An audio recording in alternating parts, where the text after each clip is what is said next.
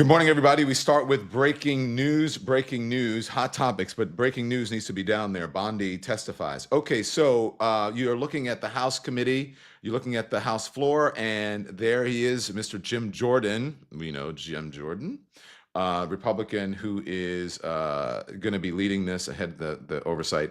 And so the majority here. So Pam Bondi is going to face the Congress today, hearings on exactly why they are stonewalling and dragging this out. Again, this is the breaking news that's happening as we go. We're waiting for it to start, and as soon as we started, that's when they started. So I'm going to listen into Jim Jordan just a little bit, and then we're going to have some folks to discuss the legal ramifications of this and political ramifications and exactly what is going on here. But this is Pam Bondi. She's going to be asked questions, I'm sure, about Epstein, about the president and the administration targeting perceived political rivals or enemies, and also what is happening on the ground in America with these people, but folks being detained today or just throughout the country.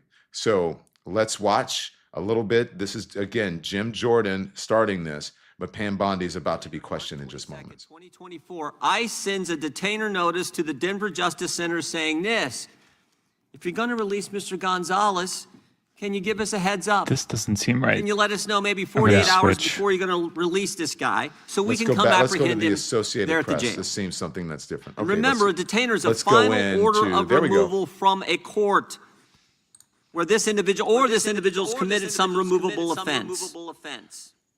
But on February 28th, so I think it is correct. If you can turn it down, I think it is. I think he's talking about what he is talking about is he's trying to, say that these immigrants are violent, and he's giving examples of violence and people who have been arrested or picked up or what have you with, because of undocumented crime committed by undocumented immigrants. Now, listen, as I have been saying, and everyone has been pointing out, people who are logical, that every single demographic in the world, no matter where you come from, people commit crimes. It's just human.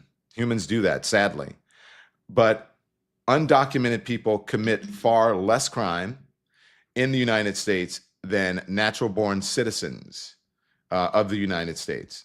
Now, I don't know if you guys remember, this is I don't know if it's going to be a repeat, but do you remember the last time Pam Bondi went before a congressional panel? That was in October, and she stonewalled Democrats for 4 hours and read from a list of scripted insults in response to their questioning of her conduct. She just sort of read from a script, said the same thing over and over, and instead of answering the questions, she attacked the people who were asking the questions.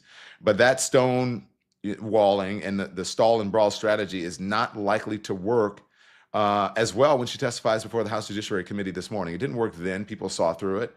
It's not going to work now. She is, this time, expected to face even more tough criticism, bipartisan skepticism over her handling and perceived bungling of the release of these investigative files related to the convicted sex offender, now dead, Jeffrey Epstein.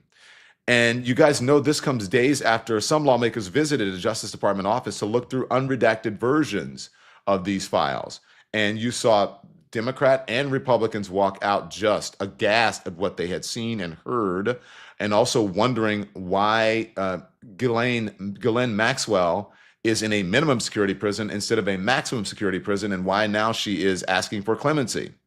As part of an arrangement with the Justice Department, lawmakers were given access to over 3 million release files in a reading room with 4 computers and were allowed to take handwritten notes. For Republicans, the never-ending Epstein fiasco has defined Ms. Bondi's tenure in much the same way as her willingness to execute President Trump's commands. It has tarnished her in the eyes of Democrats.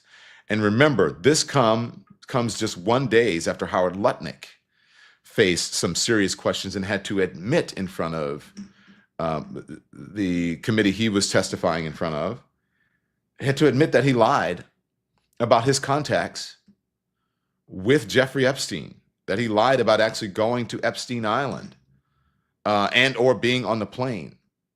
So reportedly, allegedly. But then all of this came out, much of it came out in this release the latest tranche that was released just this week. And so we're waiting for Pam Bondi to be questioned. In the meantime, Jim Jordan is giving his preamble there and appears to be setting it up as this being, some sort of Democratic hoax or an effort to get the president. And he is allowed to do that because he is the majority leader now. But when we get into the meat of it, we'll bring it to you. In the meantime, I want to bring in my guests who can talk about this. The first person that I want to hear from is Monique Pressley, a legal analyst, political commentator, and a trial attorney. Tara Palmeri is here, a veteran journalist, author of The Red Letter on Substack, and the host of the Tara Palmeri Show right here on YouTube. And then Keith Edwards is here as a political commentator and a host on the Keith Edwards Show. So welcome to all of you. Thank you. As we watch these hearings, Andy, if we can keep them up. Monique, you saw the fiasco that was Howard Lutnick yesterday. You froze, Don. Oops. Yeah, we lost Don. This happens sometimes. Hotel Wi-Fi. We're all in DC though, right? Yeah. In different places. So that's exciting. I've been hearing, well, actually, it was Katie Fang who told me StreamYard has also been glitchy lately. I was thinking though, what Don was talking about, like how they're calling this a Democratic hoax. I mean, how can they call it a Democratic hoax when they all voted to release the Epstein Transparency Files Act, all of them except for one member of Congress? I mean, it's just like insane. Is this just like their default Democratic hoax? Like something goes wrong, glitch, Democratic hoax.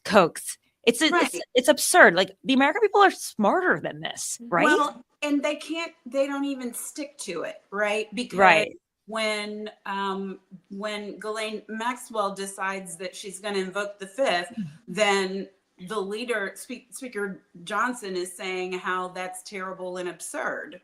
And I'm like, you kind of got to decide where you are on this. You are the one actually running these hearings. Yeah, Why are you running them if it's that was pathetic. Like they should have known, they should have done their due diligence. They should have never given her the luxury. I mean, really the ability to speak before Congress just to basically throw out this insane, almost like, I don't know, the whole like clemency or bust, basically.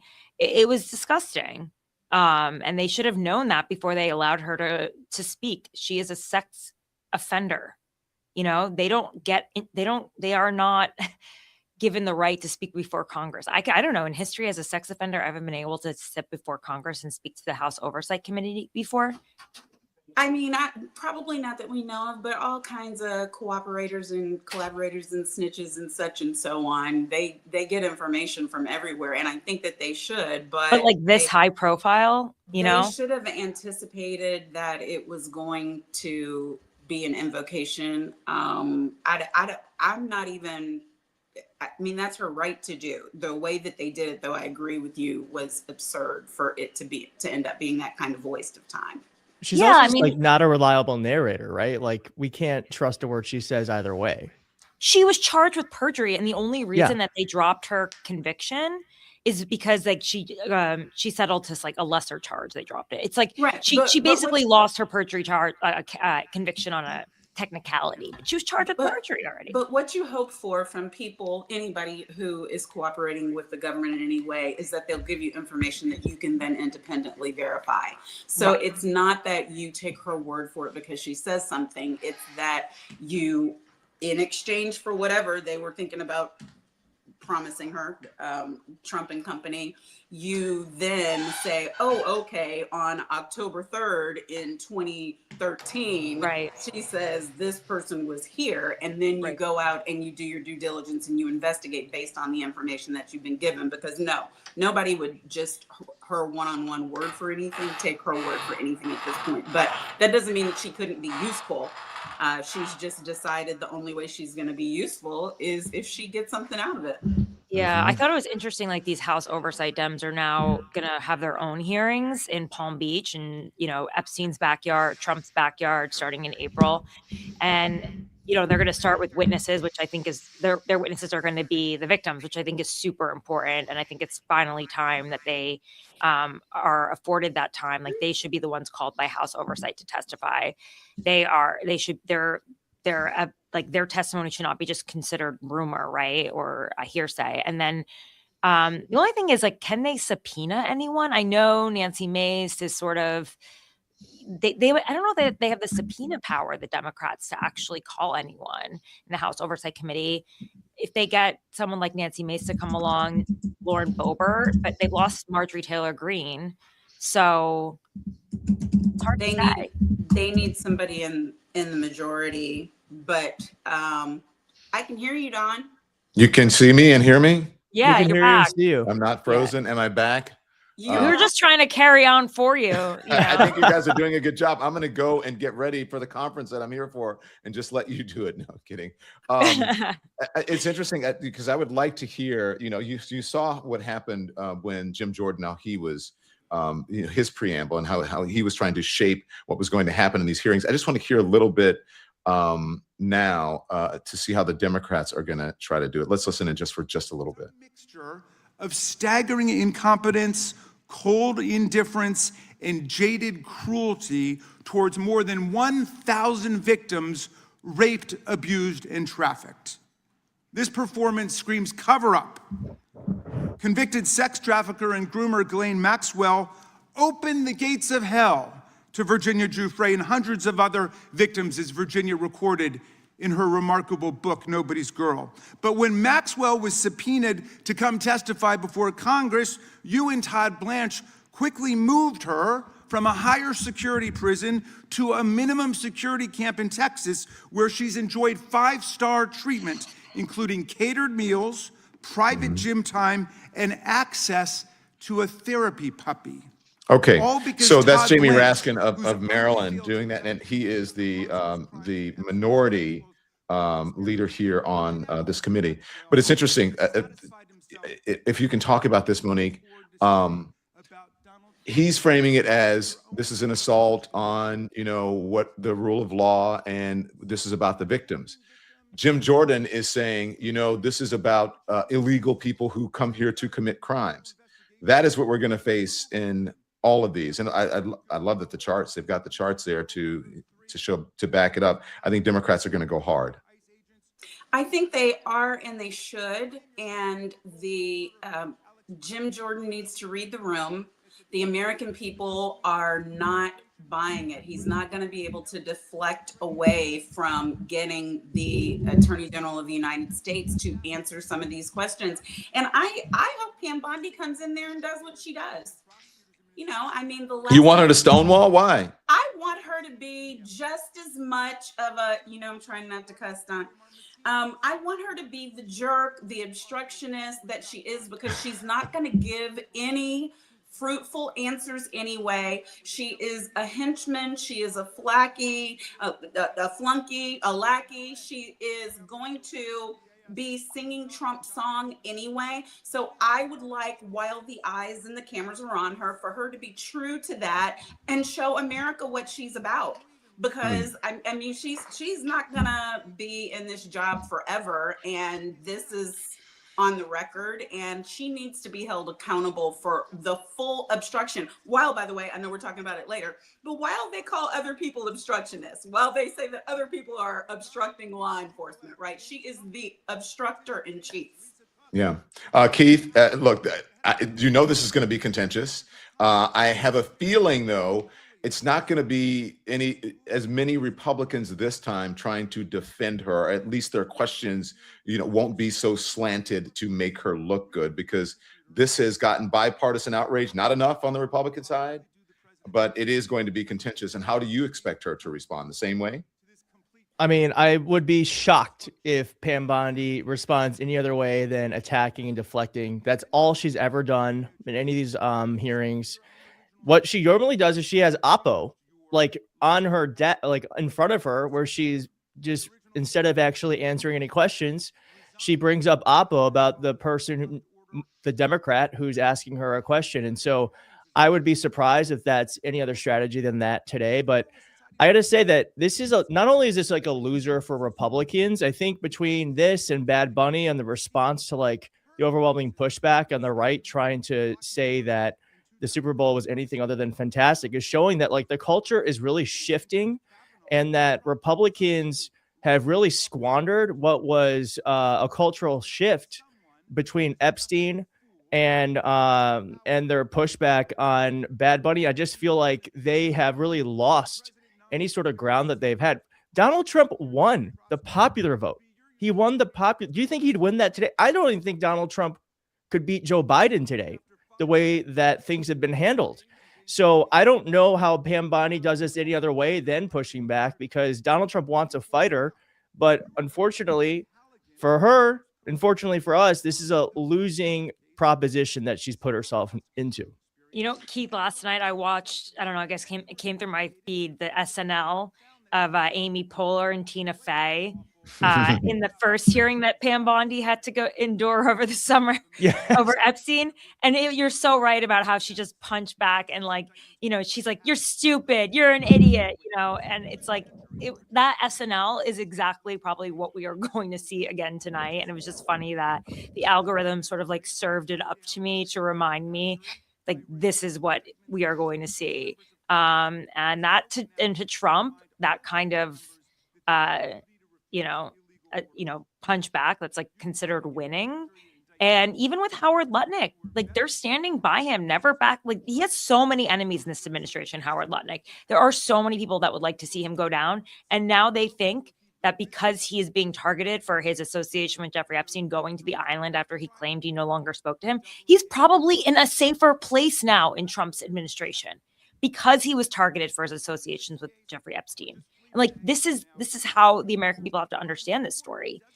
Trump does not want any recourse. He doesn't want anything. He just wants vindication. Anyone who's associated with Jeffrey Epstein will also be protected because he thinks. You think he's in a safer place now with the administration? Because who were we speaking with yesterday? We were speaking with Rick Wilson, who said that he believes that Susie Wiles is setting up Lutnick to be the fall guy for the administration because people want red meat, and he's going to be the red meat that is to be served to the masses. That maybe, but also like, does Trump let anyone fall? Has he let any soldier fall? Really? No. I mean, he's basically rearranged the decks a little bit, moved, what's his name? The Waltz over to the UN, but that took about a month.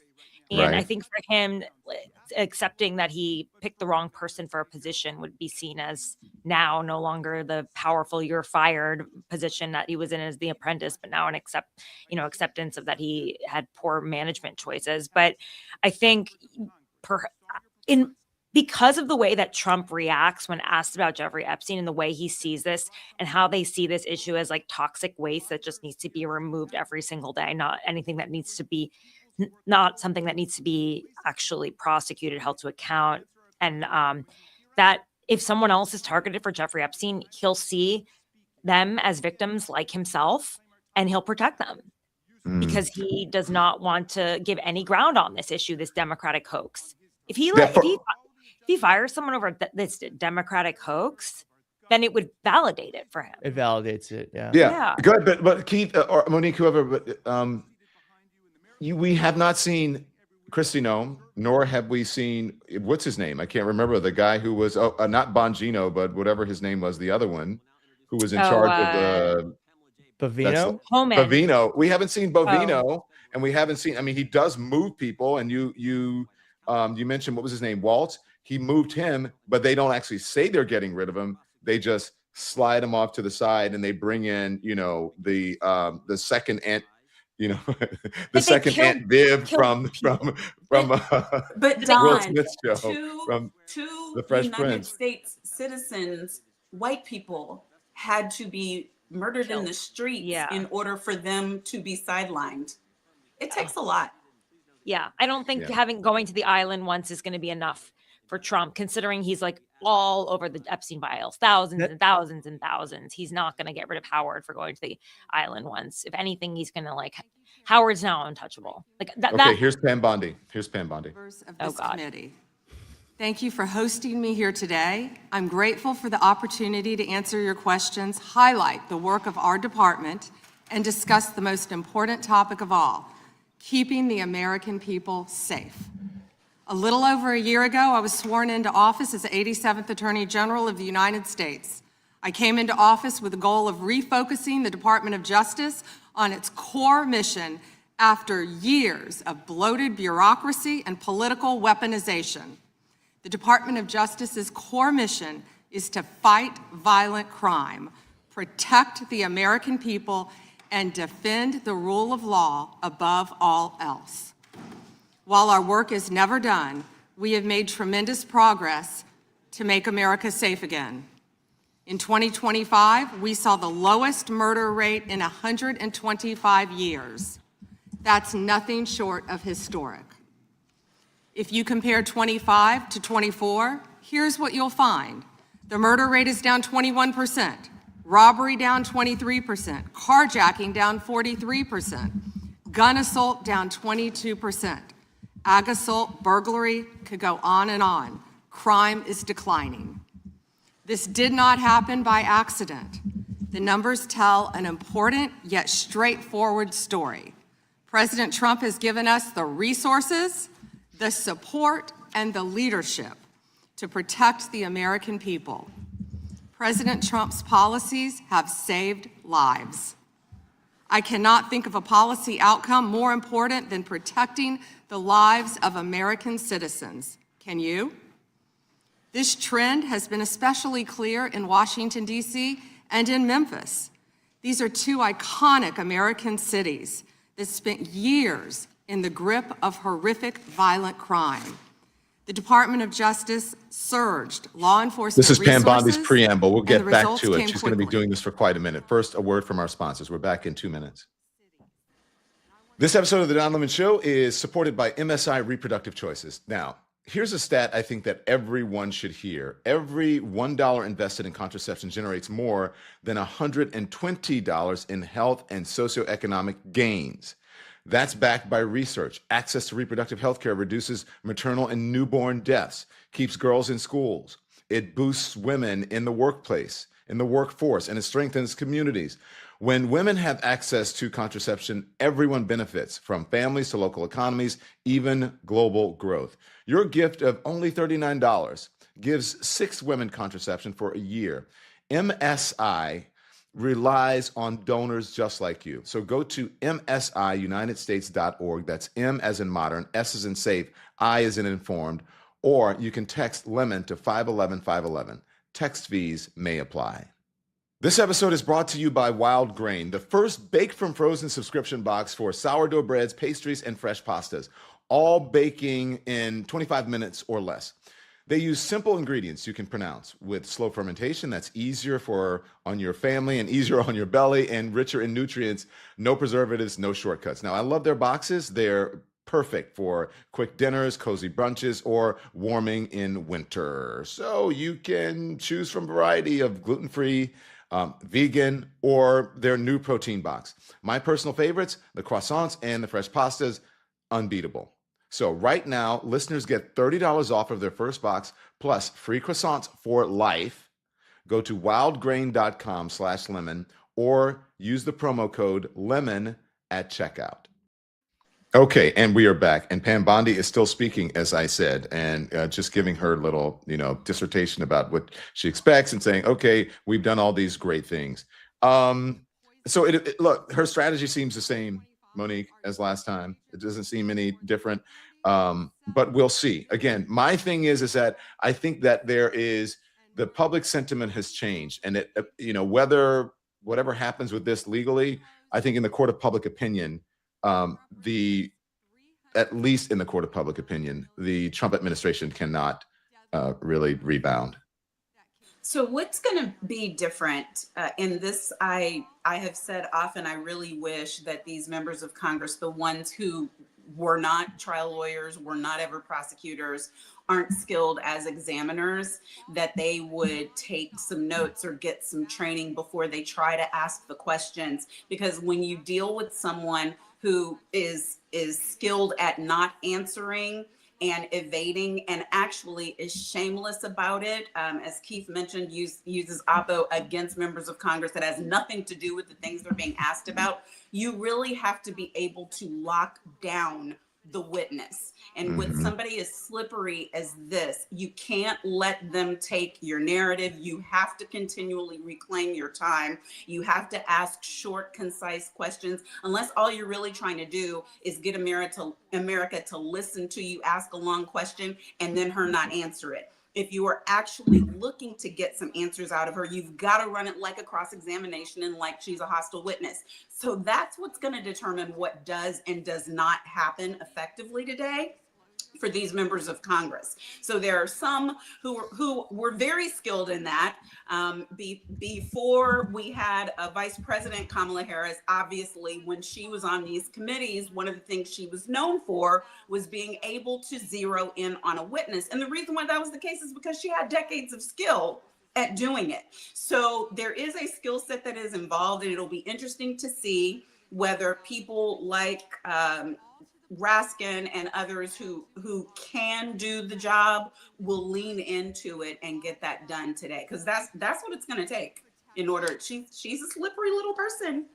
So Keith, take us to the public here. How much of the public is paying attention to this? And we live in the world of what people are talking about. The media sometimes is very navel gazingly, just gazing and reporting on the media. We love to do it. But this appears to have gone farther than that.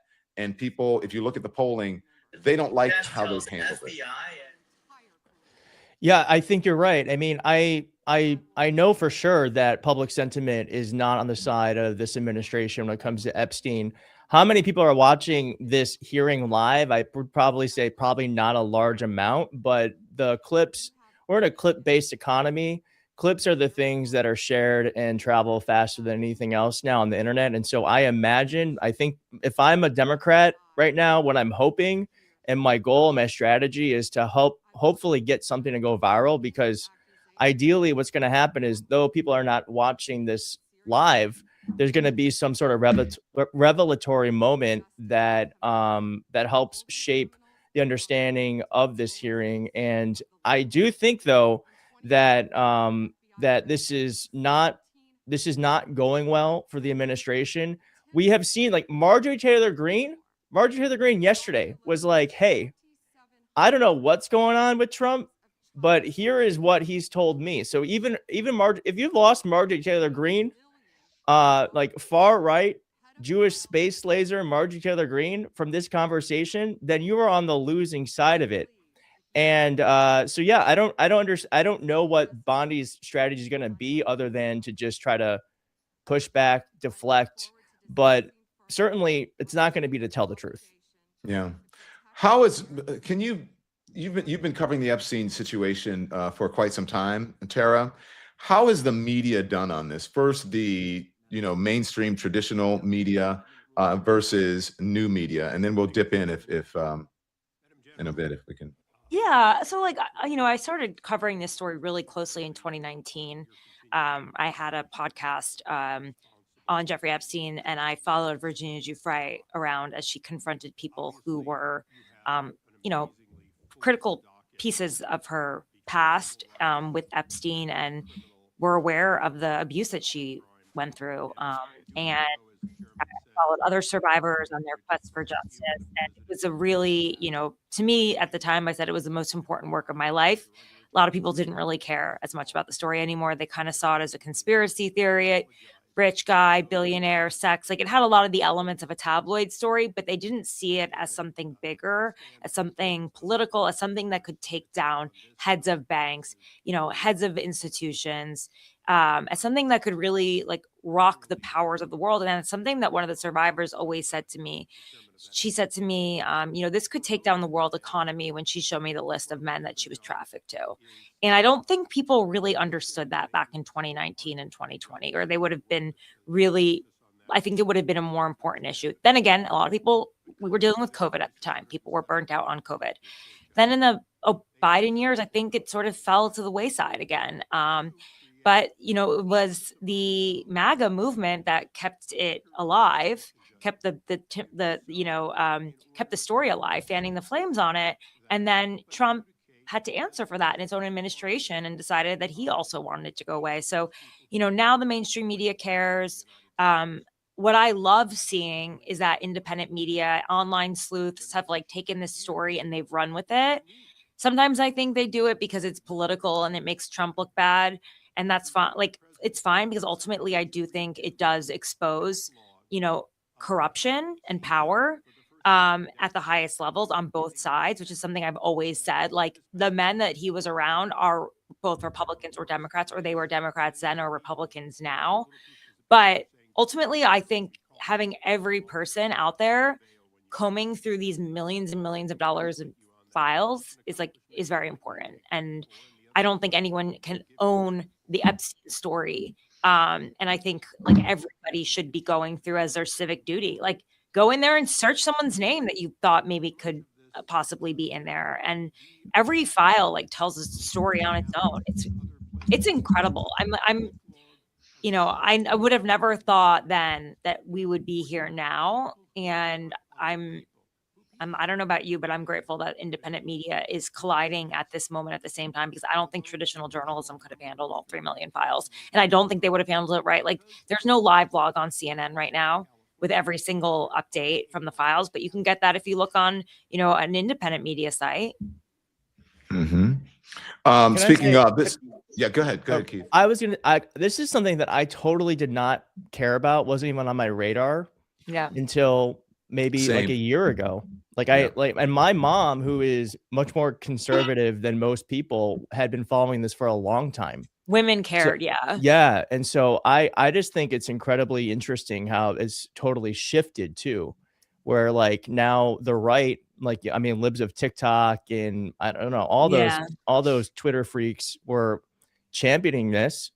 And now it's totally flipped, that it's the left who's really carrying, which kind of bothers me, because I'm just why does this have to be political?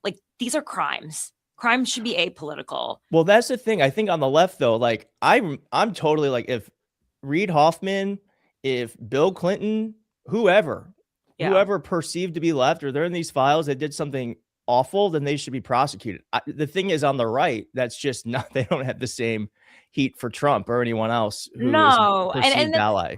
And I understand why it's important, again, because Trump is obviously a central figure and he wants us to go away. I understand conceptually why this is a more important story more than it ever was before, because the president of the United States is at the center of this. And there's been no recourse. Across the world, Poland is opening an investigation into Epstein's Russia ties. The prime minister of the UK may have to step down. A prince lost his title. What's happened here? Nothing. Maybe Howard Lutnick is now untouchable. That's about it. That's a good point. Well, I think that the issue with the MAGA movement is that they were sold a bill of goods about this. It's just more of it was used in order to get them to vote, but it was used only if it was going to be something that hurt people on the left. It was them waiting for their day where people who they've hated for no real good quantifiable reason were going to get their comeuppance. And then because of incompetence, like everything else with the Trump administration, do you remember when this person who's a witness now had all those ridiculous binders? I mean, it's absurd. And it's like they had no clue. Oh, it does make a lot of Democrats look bad. The house. I'm not going to lie. It makes a lot of Democrats look bad. Epstein was a Democratic donor, but Trump was a Democrat then. And money is money. I mean, nobody who's taken a whole bunch of billionaire and mega millionaire money is gonna look clean because people are humans and they commit crimes and it's all incestuous. And unfortunately, there's no sides to it, like you said. I want to hear from Pramila Jayapal real quick, please. Okay. Their identities. Let me show you what actually happened. First, in violation of the law, your department has shown a pattern of redacting the names of powerful predators. Here behind me is one example of an email from Epstein to a man whose name was redacted. The email reads, quote, "Where are you? Are you okay? I loved the torture video." Only after members of Congress demanded that we see the unredacted files did the world learn the name of this individual, Sultan Ahmed bin Sulayem, the chairman and CEO of a company that had financial ties to President Trump's business and personal ties to Trump's advisor, Steve Bannon. Second, the survivors were not similarly protected, also in violation of the law. Here is another email titled Epstein Victim List. We have blurred the names of the survivors for their protection, but your Department of Justice initially released this list of 32 survivors' names with only one name redacted, along with numerous files that disclose not only the names, the emails, and the addresses of survivors, but also nude photographs and even the identities of Jane Does who had been protected for decades until your department released their names. Survivors are now telling us that their families are finding out for the first time that they were trafficked by Epstein. In their words, quote, "This release does not provide closure. It feels like a deliberate attempt to intimidate survivors, punish those who came forward, and reinforce the same culture of secrecy that allowed Epstein's crimes to continue for decades." To the survivors in the room, if you are willing, please stand. And if you are willing, please raise your hands if you have still not been able to meet with this Department of Justice. Please know for the record that every single survivor has raised their hand. Attorney General Bondi, you apologized to the survivors in your opening statement for what they went through at the hands of Jeffrey Epstein. Will you turn to them now and apologize for what your Department of Justice has put them through with the absolutely unacceptable release of the Epstein files and their information?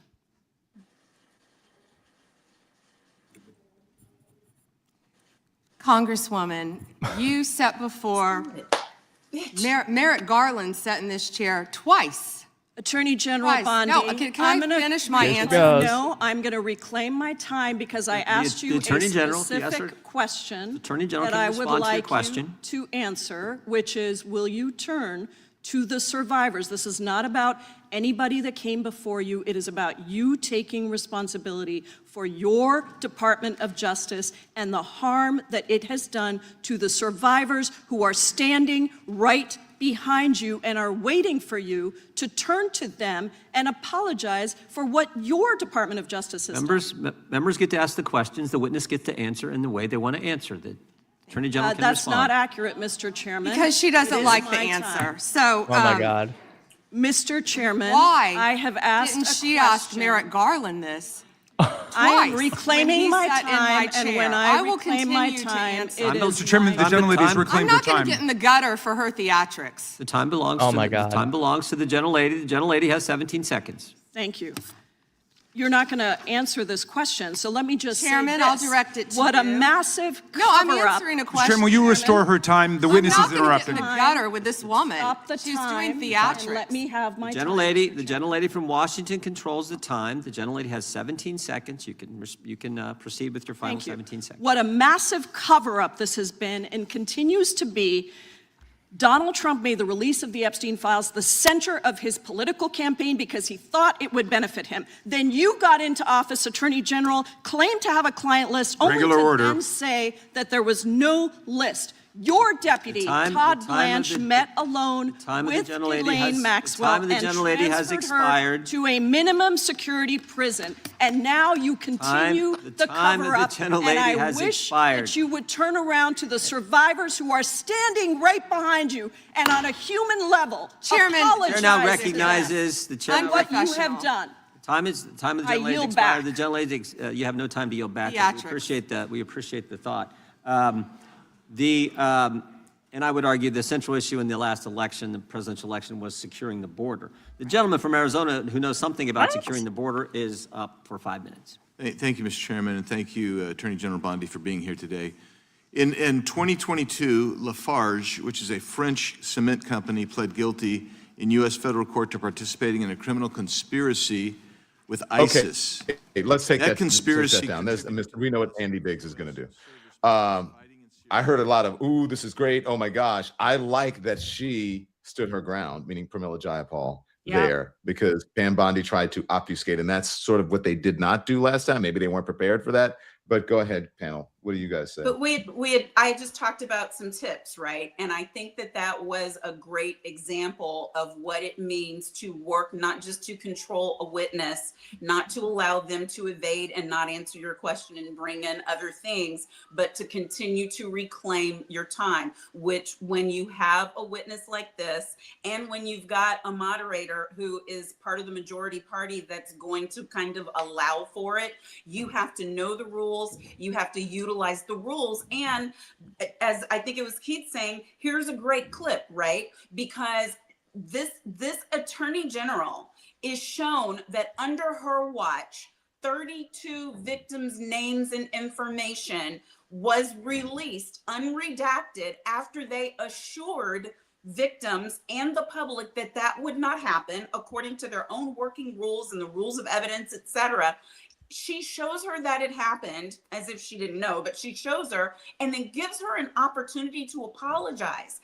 And she's so small and so Trumplican that the notion of just turning to these people and saying for any additional pain that was caused through the redaction of 3 million pages, 6 million pages of information. She could have couched it however she wanted to couch it. But with him, you can't apologize.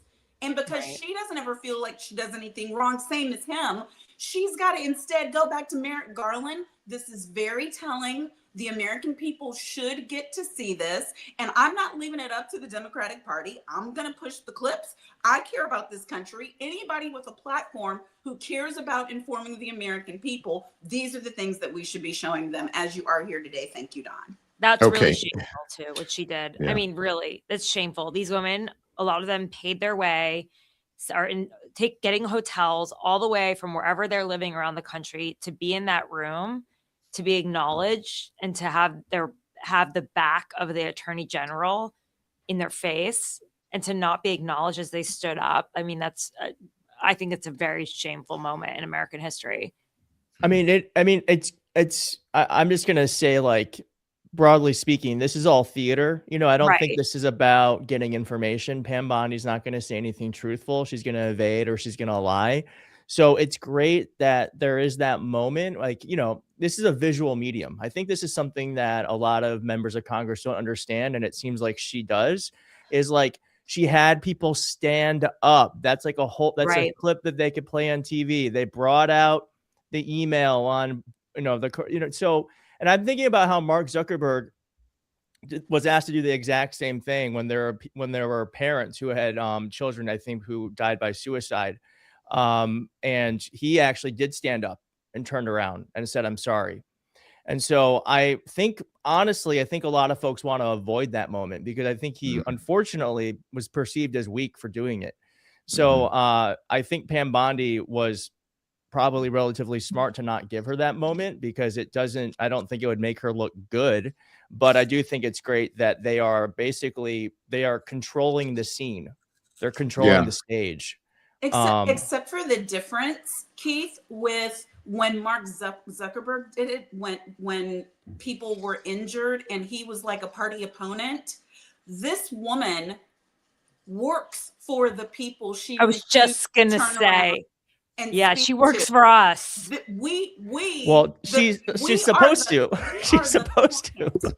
We are client. And so in Upside Down, where up is down and down is up, you have like a Todd Blanche go and Maxwell waves the fifth and talks to him, who is actually the party opponent in her criminal cases. Like, he's the prosecution. But then we've got these people in the room who the United States they were the victims. Like it's lost on her that those are her clients. It's absurd. Yeah, I want you guys to stand by because there are 2 minutes. I want to get 2 minutes in because I want to go back before another Democrat questions, because that's when the fire comes in. Here's a word from our sponsors. This episode is brought to you by Graza, makers of fresh, top-quality olive oil and now olive oil mayos. Whether you're roasting, grilling, sautéing, or dressing a salad, Graza's oils make everyday meals taste incredible. I always keep sizzle and drizzle on hand. Sizzle for cooking, drizzle for finishing, and then they have the new mayos. They're amazing. They're for sandwiches and dipping, just delicious. And also, I keep sizzle on hand. That's another one for high heat cooking. You can even tell how fresh it is because the label is on the bottle. Just the expiration date, the freshness date right on the bottle. So go to graza.co and use the code LEMON for 10% off of your first order, and check out Graza Mayo next time you're at the store. Support comes from Shopify. Starting the Don Lemon Show, I had to figure out scripts, filming, logos, everything on my own. Overwhelming, doesn't even cover it. Shopify makes building your business simpler. From ready-to-use templates to AI tools that write product descriptions and enhance photos, Shopify helps you design your store, reach your customers, and manage everything from inventory to shipping. So if you're ready to sell, Shopify is ready to help. Sign up for your $1 per month trial. That's at shopify.com/lemon, shopify.com/lemon for your trial. And look, it's amazing. It helped out our business. It even houses, that's how the merchandise that you love, that you asked for, Shopify. Thanks to all of our sponsors. Okay. All right. So our timing was good. And here we go. This is Jerry Nadler, who is speaking now. Jerry Nadler, of course, his seat is going to be up. A lot of people are vying for it. Let's just dip in and see what he has to say. Out of incompetence or whether it was deliberate and malicious. But either way, it is completely unacceptable. Even more troubling, the DOJ has failed to bring any of these perpetrators to justice. Instead, it has engaged in a relentless pursuit of Donald Trump's perceived enemies. I want to focus on just one example. The Attorney General of my home state of New York, Tish James. This DOJ has been hell-bent on securing an indictment against Ms. James for something, anything, simply because she held Donald Trump's companies accountable for years of financial fraud. And indeed, the department manufactured an investigation against her for alleged, quote, mortgage fraud. But the U.S. attorney leading the investigation, Eric Siebert, a Trump appointee, refused to bring charges against Ms. James because there was simply no evidence. Unfortunately, a prosecutor who refuses to do Trump's bidding has no place in this DOJ, so Mr. Siebert was forced out. Trump could not contain his fury that he expressed to you in a social media post addressed to you by name. I'm sure you've seen it. Quote, I fired him and there is a great case, he wrote to you about Mr. Siebert. Then we moved down. We can't delay any longer. It's killing our reputation and credibility. They impeached me twice and indicted me 5 times over nothing. Justice must be served now. And obviously, you followed that order. Lindsay Halligan, Trump's former defense lawyer who had never prosecuted a case in her life, was installed to replace Mr. Siebert, and it was clear that part of her mandate was to go after Ms. James. Halligan immediately sought an indictment, which a court dismissed because Halligan was illegally put into the role. But your department was undeterred, and not once, but twice, it tried to indict Attorney General James in separate courts. Both grand juries rejected you and refused to indict her. It is practically unheard of for a grand jury to refuse an indictment. In 2016, it happened in just 6 cases out of over 150,000 offenses. And you had it happen twice in the same week, in 2 different courts. That must have been humiliating. And now there are reports that you are continuing to investigate her. The amount of resources that have gone into targeting Attorney General James, months of investigations, multiple failed indictments, is astounding. Since your own prosecutors told you that there is not enough evidence to support a conviction, it's clear that you were going after her simply because she held President Trump accountable and he wants to punish her. And she is just one name on a long list of Trump political enemies that DOJ is reportedly targeting. From Jerome Powell, Why did they get off Lisa Epstein? Cook What is at the Nadler Federal doing Reserve, here? to James Yeah, I feel Comey, like it's a- numerous Democratic members of Congress, John She's Brennan, not supposed to just be testifying about Epstein. I love this. I know, I love it, but I mean, can we keep on the Epstein and then to the other stuff? Because it's just too herky jerky for me. That's all I'm saying. I think they divide by member, not by category. Yeah. Yeah, every Of member. course, yes. I mean, he represents New York, so he wants to go. He wants to go into New York. Letitia James, yeah. Yeah, And that's especially important since they failed again yesterday. You know, they're, I have to tell you, they are doing indictment palooza. So she needs to be, and they fail at it. Like, Let's see what she says.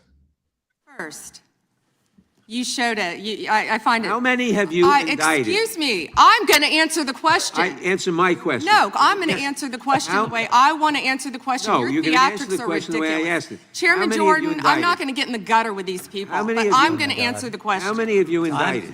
Again, the time belongs to Reclaiming my time. the time I belongs. think it's very Reclaiming interesting. my time. I think it's very Reclaiming my time. interesting. And you can When reclaim he your talks time, about they reclaiming my time, indicted, Mr. the Chairman. president said they Stop the indicted him clock. twice. Mr. Chairman, please They stop the sure clock did. and stop the he clock and indicted- restore his time. Okay, here we go with these Committee will be in order. theatrics. The time Reclaiming my belongs to time the and gentleman reel from back New the clock, York. please. We will give you a few more seconds. We will do that. But when Reclaiming you ask my- a question, the The witness question gets to was- answer. You may not like the answer, but she Right. gets to The answer. question was, how many of Epstein's... They don't like Que- the answer, Reclaiming Chairman, my time. because it's honest. Reclaiming So my- he asked a Reclaiming my 4-minute time. question. Restore 45 and seconds to I am Mr. Nadler, going please, to Mr. Chairman. I mean, Answer. You can let her filibuster all day long, but not on our watch. Reclaiming- Not on our time. No way. And Reclaiming- I told you about that, Attorney General, before you started. You don't tell me Yeah, oh, I anything, did tell you because we washed saw up what you did in the loser Senate. Lawyer, not even a lawyer. Committee will be in Reclaiming my order. Time, and I should get back at least 45 seconds. We will give you a few more seconds. I Not a said that few more, already. 45 seconds. Okay, I'm timing right now, Mr. Nadler. Go All ahead. right. Reclaiming my time. The answer to my question, how many of Epstein's co-conspirators has she indicted, is 0. You have been the Attorney General for a whole year, and your DOJ fired the lead prosecutor of this case, sat on evidence this entire time, and claimed falsely last July that there were no more leads.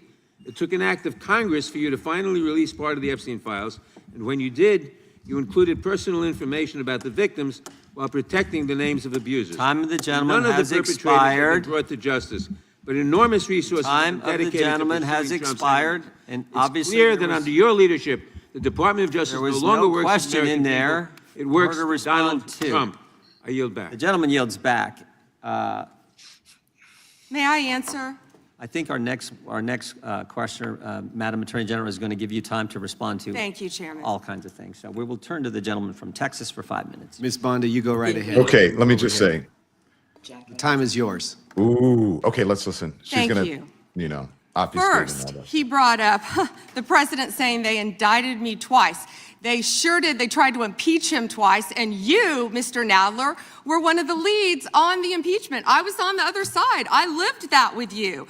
During impeachment, you said the president conspired, sought foreign interference in the 2016 election. Robert Mueller found no evidence, none, of foreign interference in 2016. Have you apologized to President Trump? Have you apologized to President Trump, all of you who participated in those impeachment hearings against Donald Trump? You all should be apologizing. You sit here and you attack the president, and I am not going to have it. I'm not going to put up with it. You know, all they want to do, the American people need to know this. They are talking about Epstein today.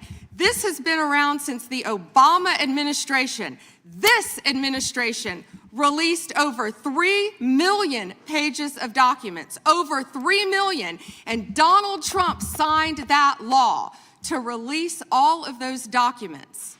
He is the most transparent president in the nation's history. And none of them asked Merrick Garland over the last 4 years one word about Jeffrey Epstein. How ironic is that? You know why? Because Donald Trump, the Dow right now is over, the Dow is over Wait, what? $50,000. I don't know why you're laughing. You're a great stock trader, as I hear, Raskin. The Dow is over 50,000 right now. The S&P at almost 7,000. And the NASDAQ smashing records. Americans' 401ks and retirement savings are booming. That's what we should be talking about. We should be talking about making Americans safe. We should be talking about, what does a Dow have to do with anything? That's what they just asked. Are you kidding? Mr. Jordan, Mr. Jordan, Committee will be in order. Mr. Jordan, am I going to get an extra 45 seconds added to my time? The committee will be in order. The time belongs to the gentleman from Texas. Ms. Bondi, the Attorney General can respond. Thank you. The Dow has shattered 50,000 for the first time. This is nuts. crazy. They said it couldn't be done in 4 Oh my years, God. yet President Trump has done it Wow. in 1 year. National median rents have fallen to a 4-year low thanks to Donald Trump.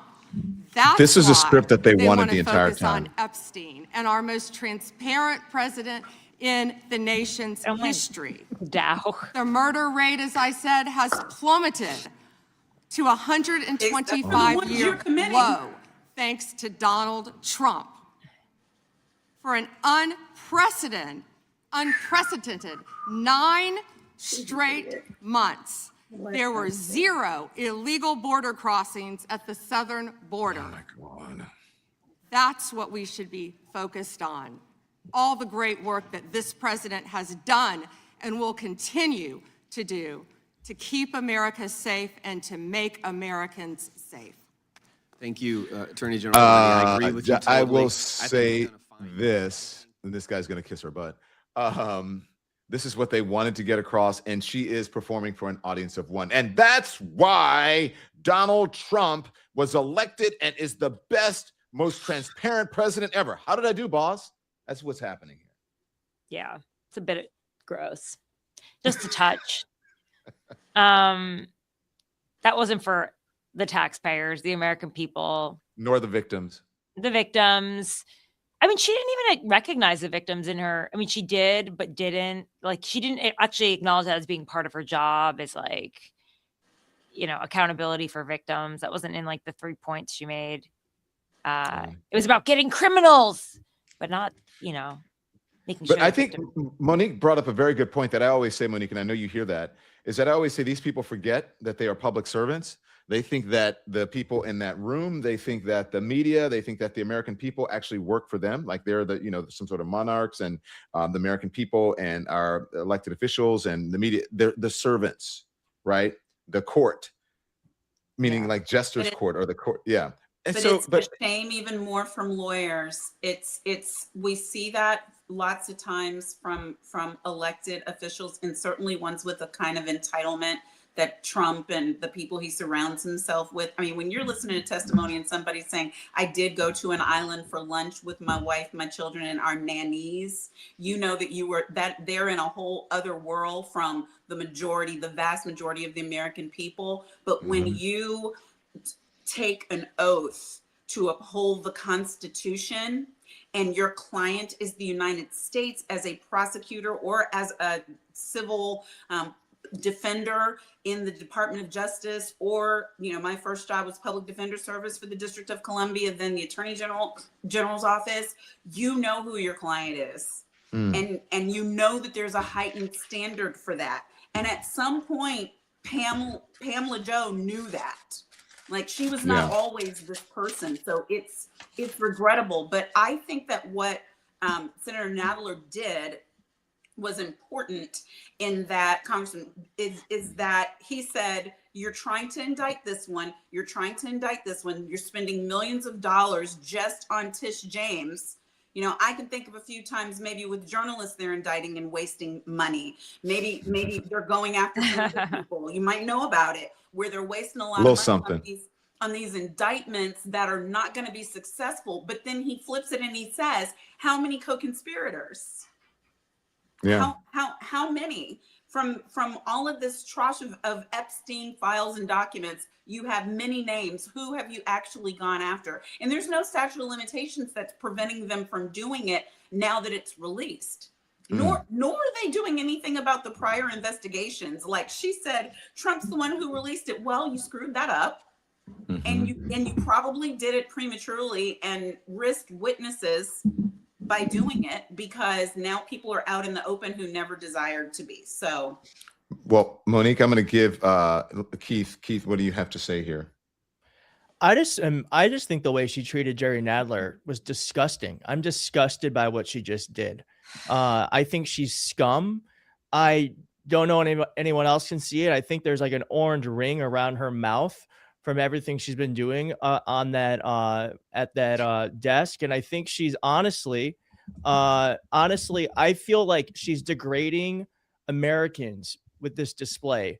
And I know it's funny because it's shocking, but if you slow it down for a second, it's like a despicable way for the attorney general to be acting towards a member of Congress. Like there should be at least some respectability here, and there's absolutely none. And I think it's just a sign to me of like the rot that has seeped into this country because of Donald Trump and because we elected a criminal to the White House. Make sure you tune into the Keith Edwards Show right here on YouTube, Tara Palmeri, The Red Letter on Substack, and the Tara Palmeri Show on YouTube. And also, it's not Make It Make Sense anymore, right? It's the Monique Pressley Show, noon Eastern, right here on YouTube. Right here. Okay, thank you all, panel. We're going to continue on. Thank you. I appreciate it. I'll see you guys at this conference that we're all going to here. So I will see you guys soon. We're going to continue our coverage. Don't worry, our coverage is going to stay up. You can watch the hearing, so let's dip back in, and here we go. I am concerned that this act has not been fully complied with. When Director Patel came to the committee, he admitted that up to 1,000 FBI agents had gone through the files and redacted President Trump's name from them.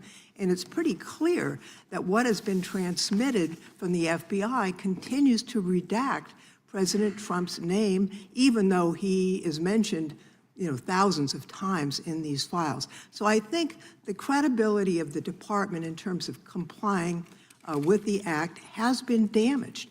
And I think the department's credibility has been damaged in other ways. I think we all saw the horrible video of American citizens being killed by ICE agents in Minneapolis. And I think how the department has handled these cases raises a lot of doubt about the department. State and local police in Minnesota got a court order to get access to the crime scene to be sure evidence would be properly preserved by federal agents. But they took the agents defied the court order, and in a departure from general policy, the DOJ is not collaborating with state and local law enforcement on these homicides. So I really think that is a disgraceful approach to the homicides of American citizens, and really does nothing to bring credit to your department. And Mr. Chairman, I would yield back. Gentlelady yields back. May I answer? Attorney General can respond. I find it interesting that she keeps going after President Trump, the greatest president in American history. And if they could maintain their composure, this isn't a circus, this is a hearing. I find it interesting she keeps going after Donald Trump. She doesn't say how much money she took from Reid Hoffman, did you? None. And nor did Mr. she Chairman, post regular anything. order, please. She Regular posted order. nothing on her X account, on her Twitter account during the Biden years. Gentlelady. Yet now, there all was of no a sudden, question she's asked. going after Committee will be in order. There was no Committee will be in question asked order. the Attorney General. She doesn't just get to speak. Committee will be in order. I have a point of order, Mr. Chairman. Committee will be in order. Point of order, Mr. Chairman. Gentlelady can state her point of order. When a witness attacks, Not a valid point of order. You got to state. She hasn't completed her point of order yet. Gotta Please let her cite- speak, Mr. Chairman. Let's have some regular order here. Regular order is you got to state the rule. And she I am didn't do it. trying to make a point of order that the witness, And what rule are you referring to? without responding to a question, has attacked me personally. I think it's pathetic that she can't answer the questions and First instead time is that attacking is not even close members to a of the point of committee. order. The gentleman from Wisconsin is recognized. In August of last year, I sent a letter to the Department of Justice asking for assistance in seeking compensation for the town of Lac du Flambeau. Town of Lac du Flambeau is in my district, and your office replied that it was an ongoing matter and unable to comment on it, which I understand is just fine. But I want to set this up just as a reminder. So 3 years ago, it was at this time of year that 4 roads were blockaded in the town of Lac du Flambeau, and the temperature was 25 below zero. People had to park their cars at a neighbor's place, take the snowmobile across the lake to get their car, and then be able to drive into town. There were people 80 and 90 years old that could not were very concerned that they'd be able to get emergency medical services. And the perpetrators of this, the tribe out there, they demanded compensation from the town. I would call it extortion. They ultimately got $600,000 from the town of Lac du Flambeau. The unfortunate part, Mr. Chairman, is that the Biden administration took the side of the perpetrators who closed those roads off, and the Biden administration made it clear to the town of Lac du Flambeau that we are not on your side in regards to this. Well, fortunately, there was a federal judge that said, no, this is wrong, what happened, and these roads should be left open, they should continue to be left open. My question to you is, are you willing to work with my office and with the town of Lac du Flambeau to further investigate this matter and seek compensation from the tribal government after their extortion of $600,000 from this little town in northern Wisconsin? Congressman, you do a great job representing your district. And yes, we would more than welcome working with you, and we are familiar with that investigation. Mr. Chairman, I would just add, we're highlighting these miscarriages of justice in the previous administration.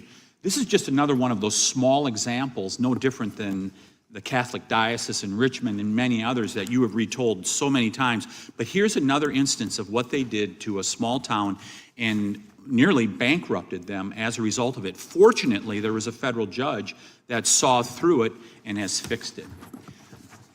I want to move on to fraud enforcement. You have established a National Fraud Enforcement Division, is that correct, Madam Attorney General? Yes, Congressman. Has this new division begun any investigations and getting after those individuals that have committed the rampant fraud we've seen, like in Minnesota? Well, it's not only rampant in Minnesota, it's rampant throughout this country. Much of it is in California, as you know, and other places.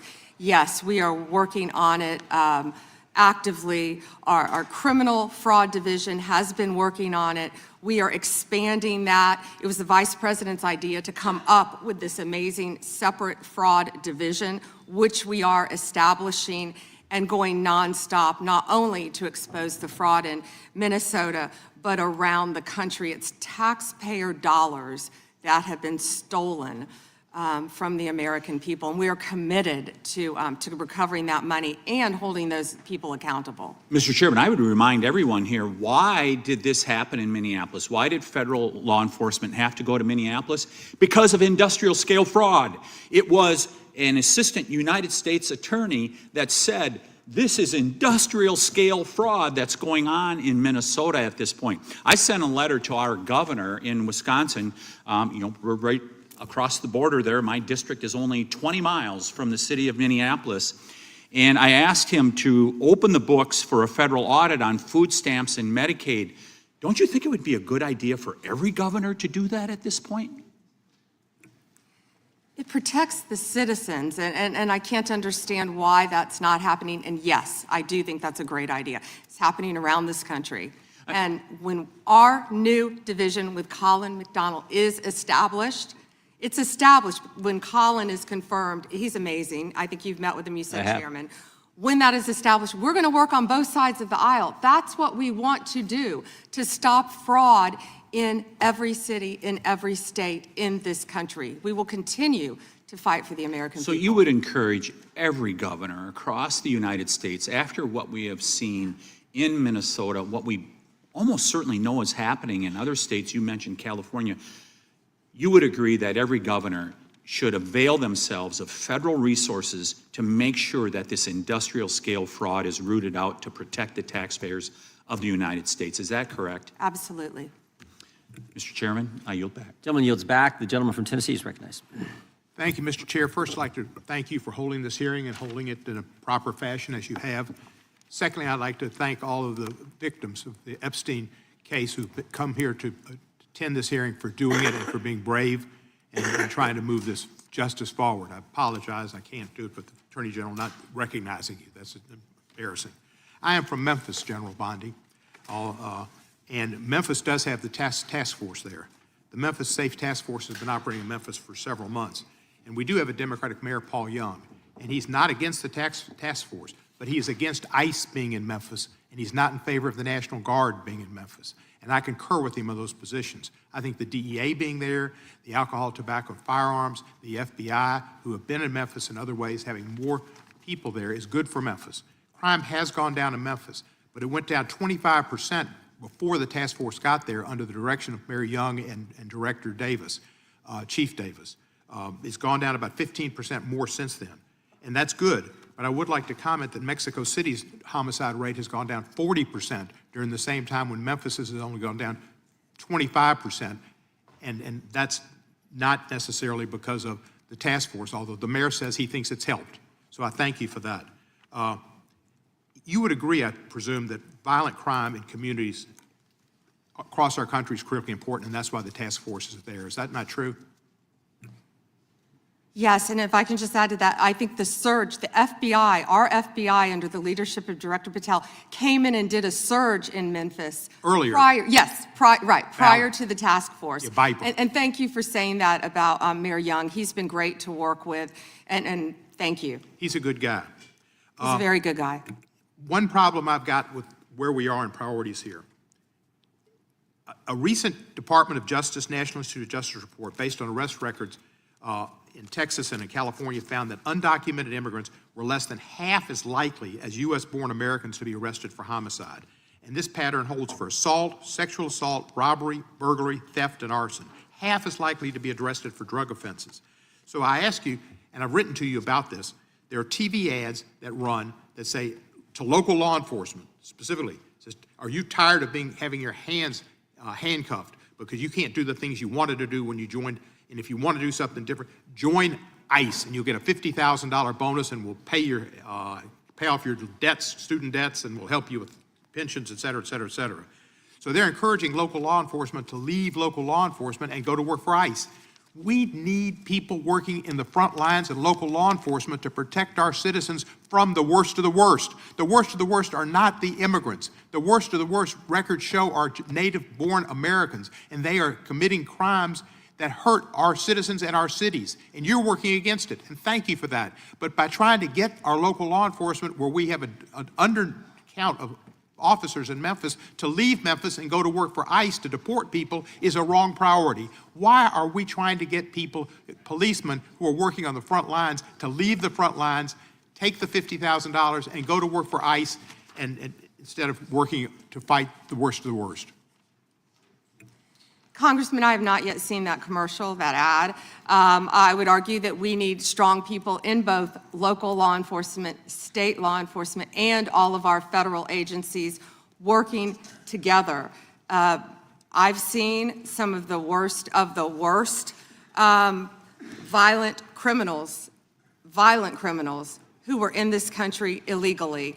We both know that. And in Memphis, working hand in hand, I want to stick with Memphis and your mayor and what you discussed, because there have been nearly 6,000 arrests as of February 8th, and I think you agree with this, in your district, and almost 600 gang members. What we found in Memphis, a lot of the gangs are local gangs. But 600 gang members were taken off the streets. Time, because I've only 40 seconds. I'm going to agree with you. Yeah. I thank you for that. And 148 missing children were recovered by all of us working together, and nearly 1,000 illegal guns were seized as a result of us working together. And I don't disagree with some of the things you said, but there are questions about those children, but it's a different thing. The fact is, ICE is running rampant, and you are not investigating them. When they killed Mr. Pretty and Miss Good, that was an execution, and you did not investigate it. And you tried to investigate Miss Good's widow, and you tried to investigate Mr. Pretty. They were executed, like Kristi Noem executed her dog. And that was wrong. And you should investigate those people, and you should investigate anybody that uses a weapon, federal official or not, for civil rights violations. I yield back the balance. Gentleman yields back his time. Madam Attorney General, anytime you need a break, just let us know. If not, we'll just keep going. The chair is now recognized for 5 minutes. Madam Attorney General, you're not allowed to exercise your constitutional rights in a way that tramples on someone else's, are you? No. No, you can't do that. I mean, you have a right to petition the government under the First Amendment. That doesn't mean you can come into this this room and start screaming at Mr. Raskin or me or anybody else and disrupt a congressional hearing. You have a right to protest on the street, but that doesn't give you a right to go into the Capitol and disrupt Congress. Something these guys talk about every day. You can't do that. So when Don Lemon said that he was exercising his First Amendment free press rights, freedom of the press rights, that's not really accurate because he was trampling on other individuals' rights. Is that true? Chairman, we will always protect our churches and the freedom of religion. And yes, that's accurate. First right mentioned under the First Amendment, freedom of religion, freedom to practice your faith the way you think the good Lord wants you to, right? That's right, under the federal government. And isn't it true that Mr. Lemon met at a shopping center with the rioters who entered City's church in St. Paul, met with them prior to marching to the church? He did meet, and this is a pending case right now, so I will only stick to what is in the four corners of the unsealed indictment, if I could, Chairman. Yeah, I'm There's focused a lot more that will come out. But under the four corners of the indictment, yes, he did. They had an operation called Operation Pull-Up. They said they were gearing for a resistance. They met in a parking lot, and they caravanned to a church on a Sunday morning when people were worshiping together. And Mr. Lemon said that he live streamed before entering the church with the rioters. Didn't he say we're going to head to the operation? Didn't he say this he said this on camera, is that right? Yes, Chairman, Yeah. and more. That he was in Minnesota and that, as you said, they were gearing up for an operation. So you can't do that. This is why this is, I think, so important that this guy be held accountable, and I think why you guys have charged him and indicted him. Moving to a second subject here. Will John Brennan be indicted? Mr. Brennan lied to the committee, which you're not supposed to do, last Congress, and we deposed him. He definitely, 18 U.S.C. 1001, we're all familiar with it. He lied to the committee, and the committee, the Congress, and I think the country would like to know if, in fact, he's going to be indicted for lying. And here's why it's so important. I'll give you a chance to respond. Here's why it's so important. It wasn't just that he lied to us, it's what he lied to us about. He lied to us about when all this weaponization against the President of the United States started. He lied to us about the dossier, and specifically what role the dossier played in the intelligence community assessment. Because we know back when President Trump was first elected, first term, this is when it all started, which led to the Mueller and to the impeachment and to the Jack Smith and all the stuff that's happened in the last decade. But it began here, and he lied to Congress about the role he played. And I just want to read a couple of things he said during that deposition before I give you a chance to respond. Mr. Brennan, when asked a question, said the CIA was not involved at all with the dossier. He said it was their purview, FBI's purview, and not ours. He also said the CIA was very much opposed to having any reference or inclusion of the Steele dossier in the intelligence community assessment. Well, that's interesting because declassified information that was declassified this past summer by the CIA says something entirely different. It says, Brennan, I want to put this one up if we have it. It says, Brennan ultimately formalized his position in writing, stating that, quote, this is released by the CIA Director Ratcliffe, my bottom line is that what I believe that information warrants inclusion in the report. He was further asked by an CIA official. The same officer said when he approached the director and asked that the director refused to remove it after being explained this wasn't good, with the dossier's many flaws, he said, yes, but doesn't it ring true? So this is John Brennan using that document to change intelligence community assessment, which I think led to all the stuff we've seen over the last decade. And I think this committee in the country, Congress in the country, would like to know if Mr. Brennan is going to be indicted. What I can confirm is that we have received a referral from you, Chairman Jordan, to investigate John Brennan. His attorneys have made some public statements, but the department is still bound, of course, by our longstanding policy of not discussing matters. What I will say today, I can't confirm nor deny whether there is a pending investigation, but what I will say is no one is above the law. Mr. Chairman, Weaponization has ended. Yeah. Point of order, Mr. Chairman. Gentleman from New York is recognized for a point of order. If we want to know whether Mr. Brennan will be indicted, you should just ask the president.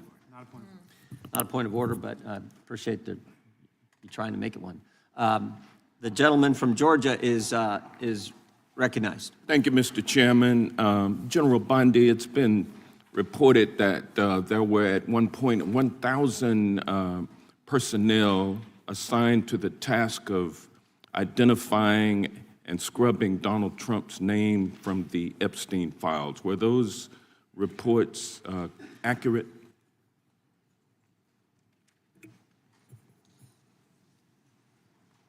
I believe his name has appeared countless times in the documents how that many have people were been released. assigned? If I could finish, I'm going to read you the stats. I just simply asked whether or not it was true that it was 1,000 folks who were assigned that task. Were those reports accurate? There are more than 500 attorneys and reviewers. I cannot give you an exact number. And I wanted to ask you about that also, because this is a different question that you're getting to now. There were 500 DOJ lawyers and others assigned the task of redacting the appropriate information, including identities of the Epstein victim survivors from the Epstein files prior to their release. 500, is that correct? If I could have finished my answer, there were more than 500 attorneys and reviewers who assisted with the. They asked the question and they don't want an answer. That answers my question, ma'am, and I'm going to move on. I'm going to move on. From General multiple Bondi, would you Be in agree? order. The time belongs to the gentleman from Georgia. General Bondi, would you agree that your 8 years of service as the state of Florida's Attorney General, the third largest state in the nation, served as an excellent preparation for your current role as Attorney General for the United States of America? Not only that, I was a career prosecutor for 18 years. And for 18 years. And for 18 prior years, to being, for 18 years, he asked a you question and doesn't want prosecuted- an answer. This is theatrics. Well, no, for 18 years, you prosecuted serious felony cases, including drug cases, correct? Oh, I prosecuted homicides. I prosecuted capital cases. I prosecuted domestic violence cases. I prosecuted multiple cases, and that's why I feel for all of these victims. And did you ask Merrick Garland this when you were sitting before him, sir? You also prosecuted sexual assault cases and child sex trafficking cases, correct?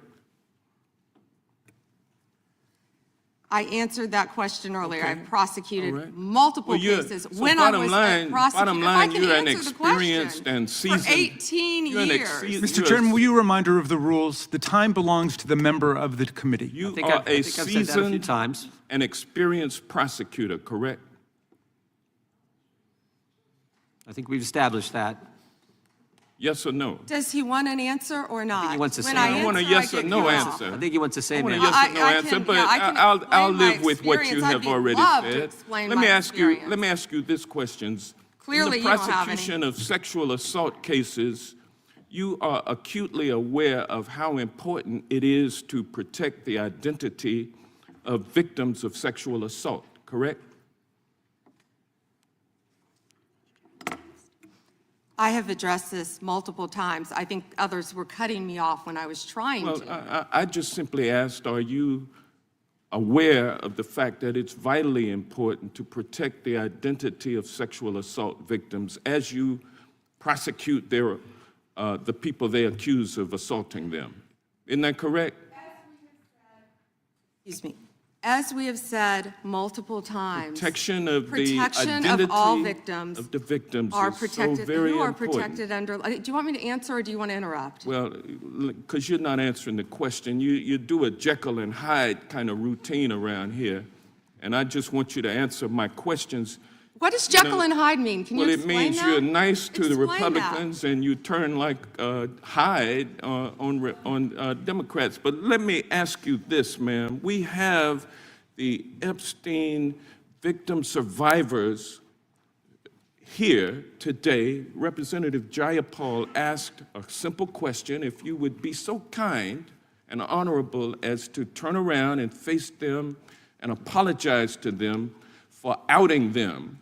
I mean, how many lives have been derailed because your department was either sloppy and incompetent or willfully trying to intimidate and punish these ladies for coming forward?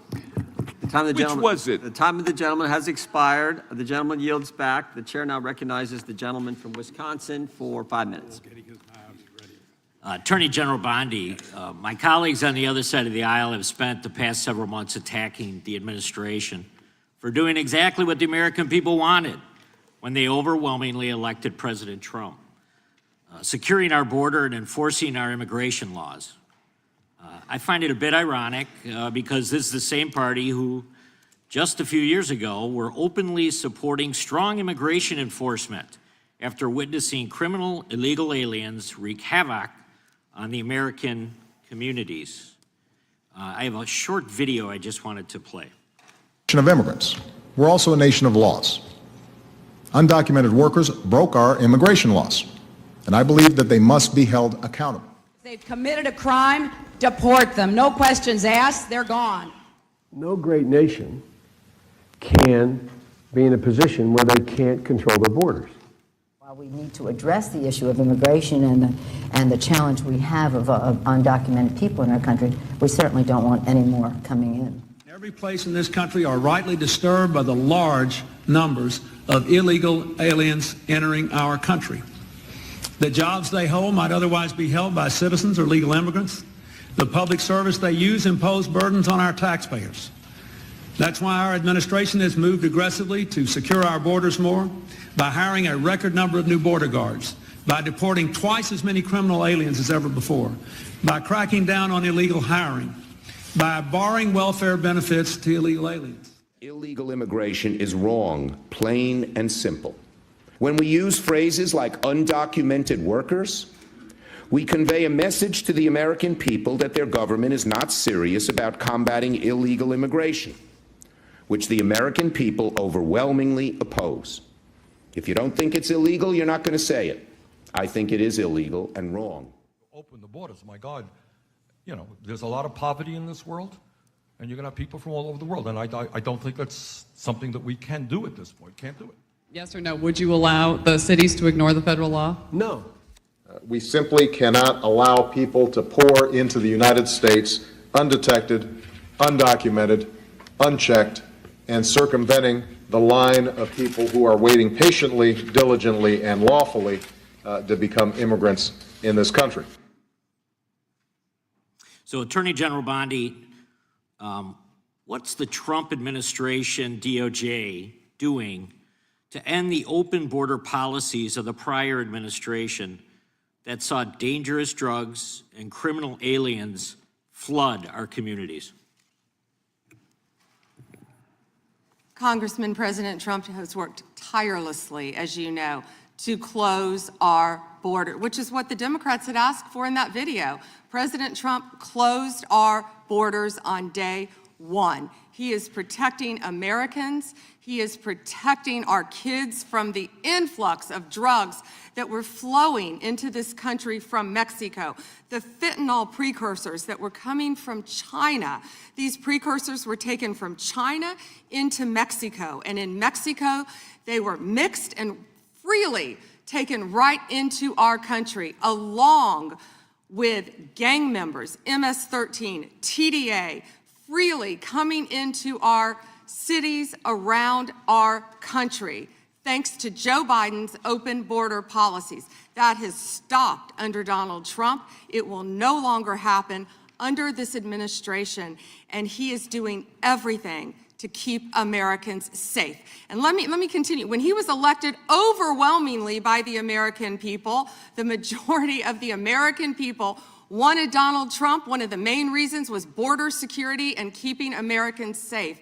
And that's exactly what he did. And that's why today the other side sits here, they yell, they cut me off, they want to yell, they want to ask a question and don't want answers because they want to distract from all the great things that this president and this administration working hand in hand, and that includes Secretary Noem, who has closed our borders, and Tom Homan, who has closed our borders to keep Americans safe. And they're trying to distract from that, and they're not going to do it because the American people are smarter than that, and they see through their theatrics. Thank you. Just quickly, yesterday, Senator Grassley reached out to my office to tell me that I was one of the 20 members that was now disclosed were under surveillance from Jack Smith. This brings up the question of non-disclosed orders and whether or not they should apply to members of Congress. But with my phone records being surveilled, as well as looks like 19 other members of Congress, I'm just wondering how DOJ views that. Time is, the gentleman's expired, but the gentlelady can respond. As I stated earlier, Congressman, anyone's records who were illegally obtained, Democrat or Republican, we will fight vigorously to stop that. Anything with Arctic frost, I can't discuss right now. And isn't it true, Madam Attorney General, the DOJ has changed their policy? You can't do that now. The DOJ is not going to go do that and ask the judge for an NDO. Absolutely. Yeah, good. That in and of itself tells you why how wrong it was. The chair now recognizes the gentleman from California. Great, thank you. Madam Attorney General, you acknowledged earlier to Mr. Johnson that President Trump was mentioned and the release countless times, you said, in the Epstein files. I just want to play a video, though, for you that I think speaks to the frustration that many of these victims have. Of times Trump's name appears in the files, so it could at least be 1,000 times. Is that right? The number is a total misleading factor. We have not released anyone's name in the Epstein files that has not been credible. Director, could it at we have least be 1,000 released times? every piece of legally permissible information. Okay, you can so- characterize the numbers however you want it. Claiming my time, Director. It sounds like if you don't know the number, it could at least be 1,000 times. Which It's not. leads me- It's not. Is it at least 500 times? No. Is it at least 100 times? No. Then what's the number? I don't know the number. I understand why the victims are frustrated, and the Attorney General acknowledged what Mr. Patel would not acknowledge, that it was way more than 1,000 times. But I want to move, Madam Attorney General, to weaponization of government. And yesterday it was reported that 6 members of Congress had indictments sought against him, and they were not returned by a grand jury.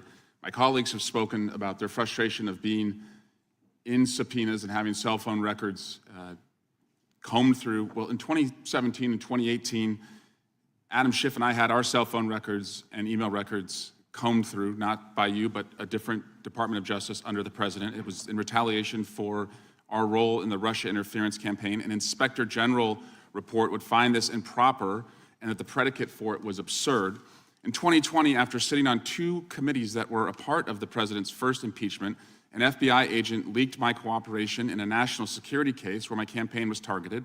The President's FBI senior leadership authorized 2 statements to the press that said I was never suspected of wrongdoing and only helped the investigation. But that didn't stop the death threats or my GOP colleagues from referring me to an ethics investigation where Kevin McCarthy's chairman on the ethics committee would find the same thing as the FBI.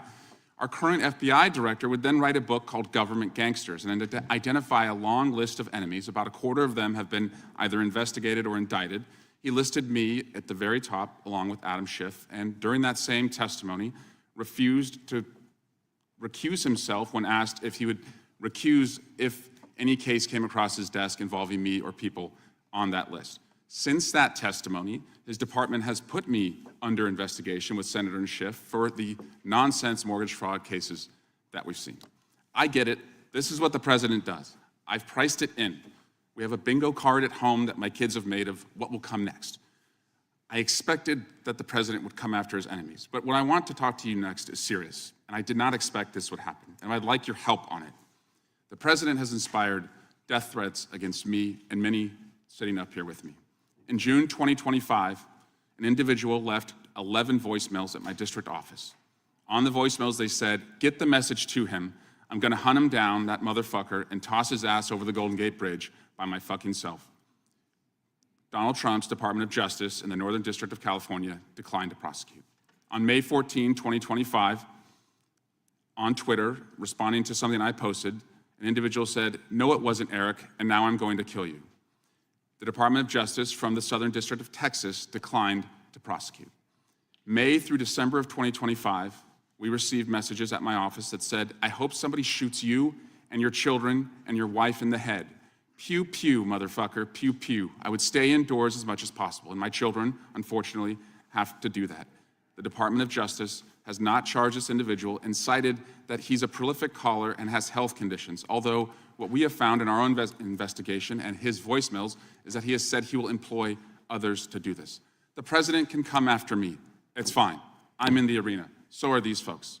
But we never expected that the Department of Justice would not seek to prosecute and investigate those who are making threats against us. And that would include those on that side of the aisle. And I'm just asking for your help to protect life, because life is at risk with the environment we're in right now.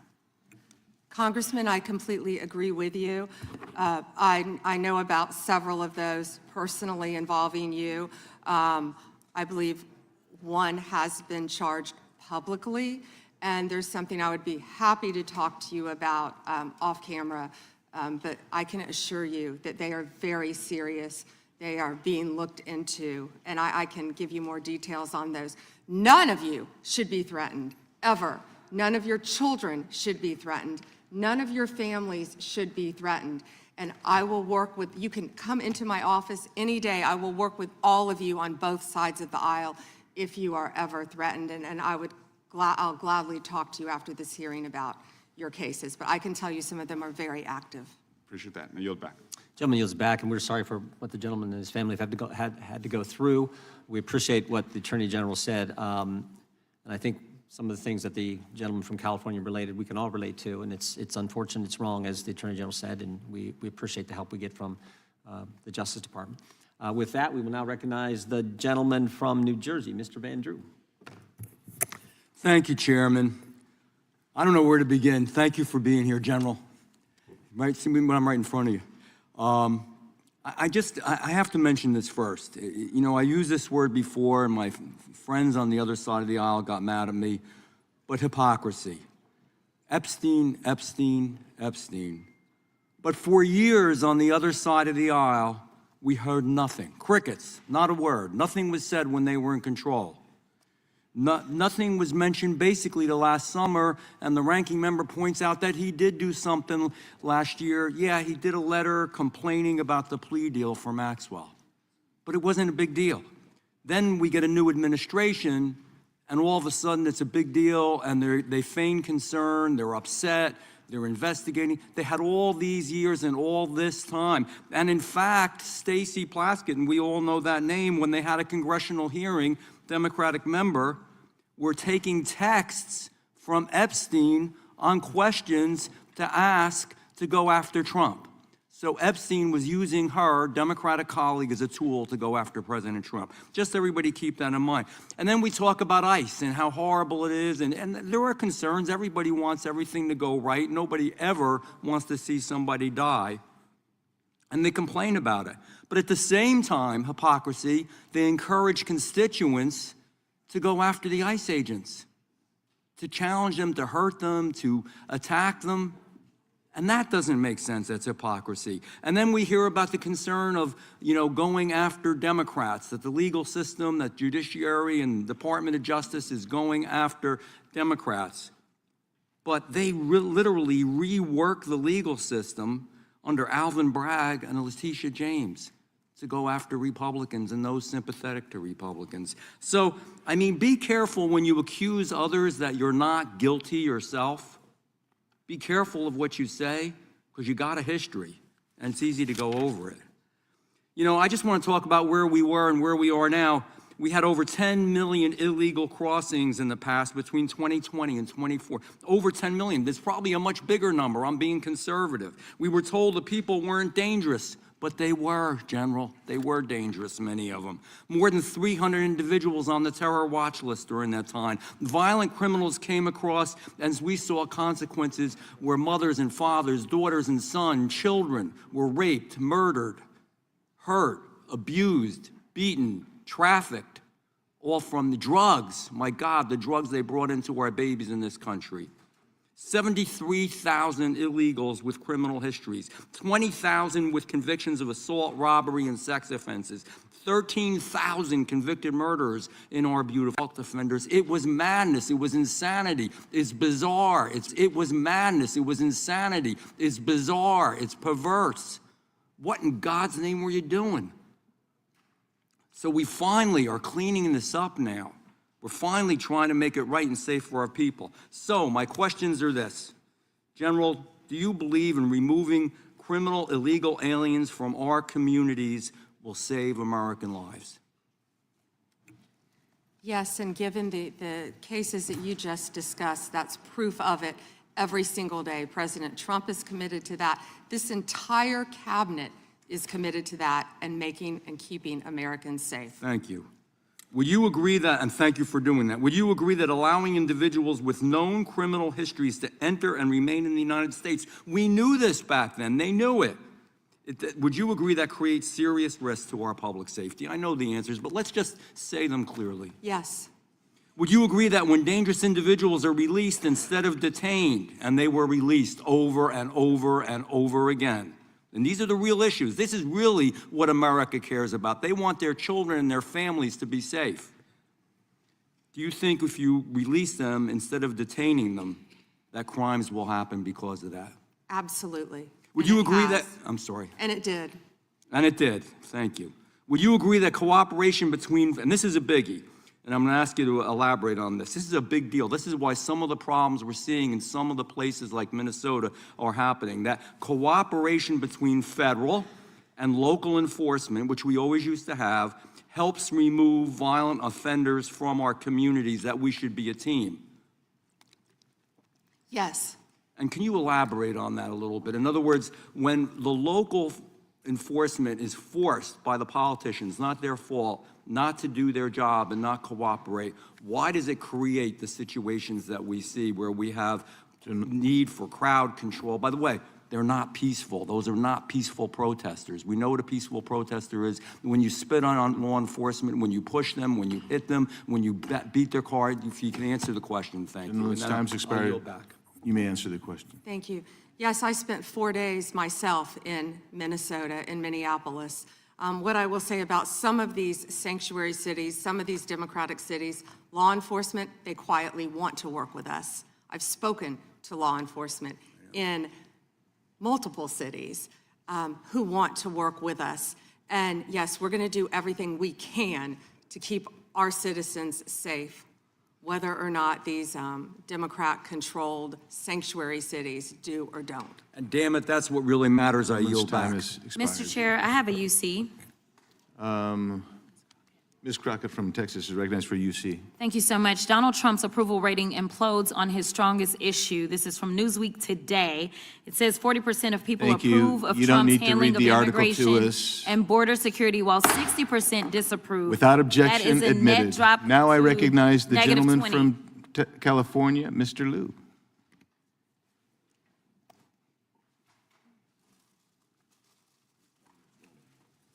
Thank you, Attorney General Bondi, for being here today. I'm going to show you two photos. Thank you. I'm going to show you two photos of former Prince Andrew. Prince Andrew attended various parties with Jeffrey Epstein. Under the law Congress passed, you were allowed to redact photos to protect the victims of Epstein's sex trafficking operation. You redacted the photos of this victim's face because you were following the congressional law. Is that correct?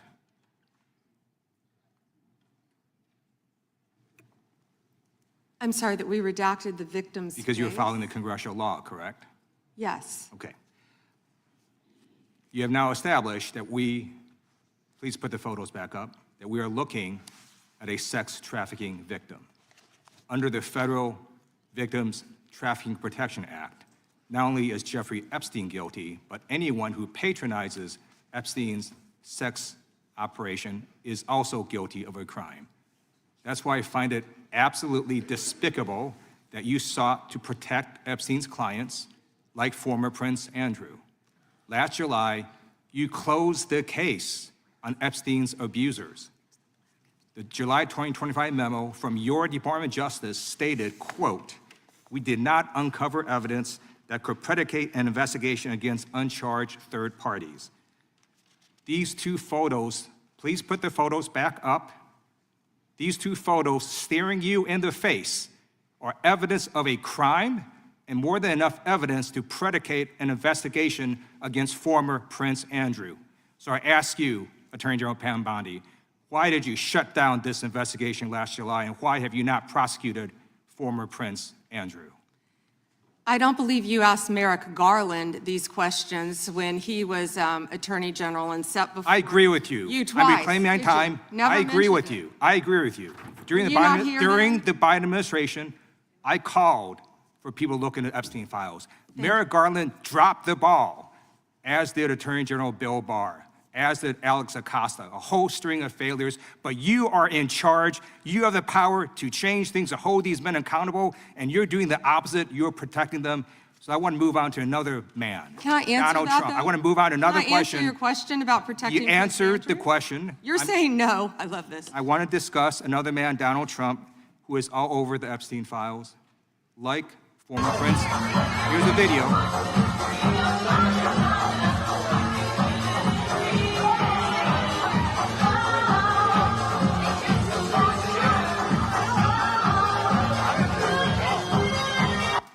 Like former Prince Andrew, Donald Trump attended various parties with Jeffrey Epstein. I want to know, were there any underage girls at that party or at any party that Trump attended with Jeffrey Epstein?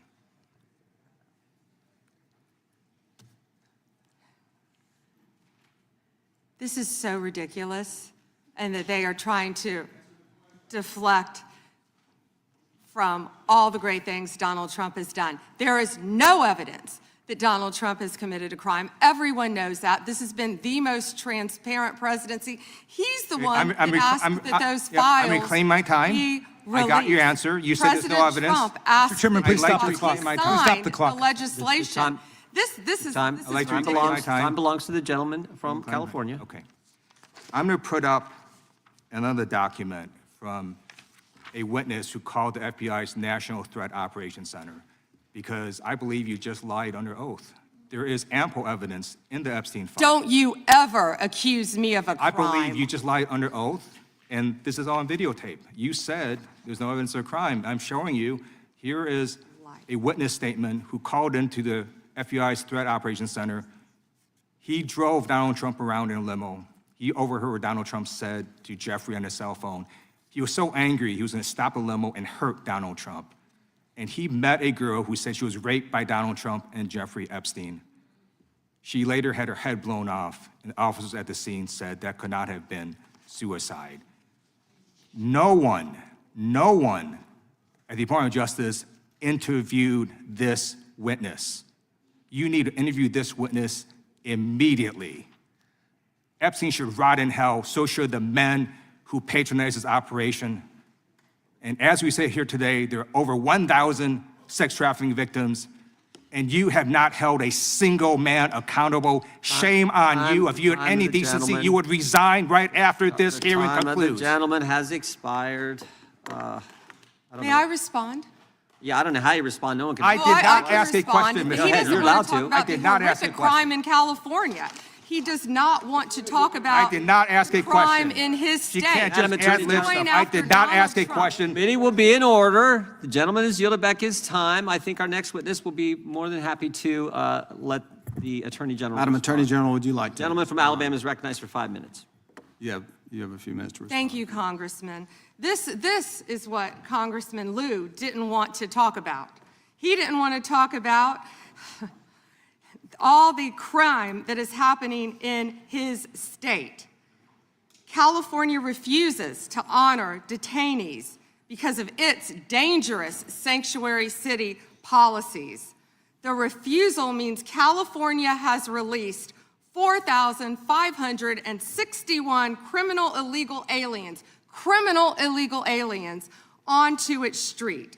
The crimes of these aliens include 31 homicides, 661 assaults, 574 burglaries, 184 robberies, 1,489 dangerous drug offenses, 379 weapons offenses, and 234 sexual predator offenses.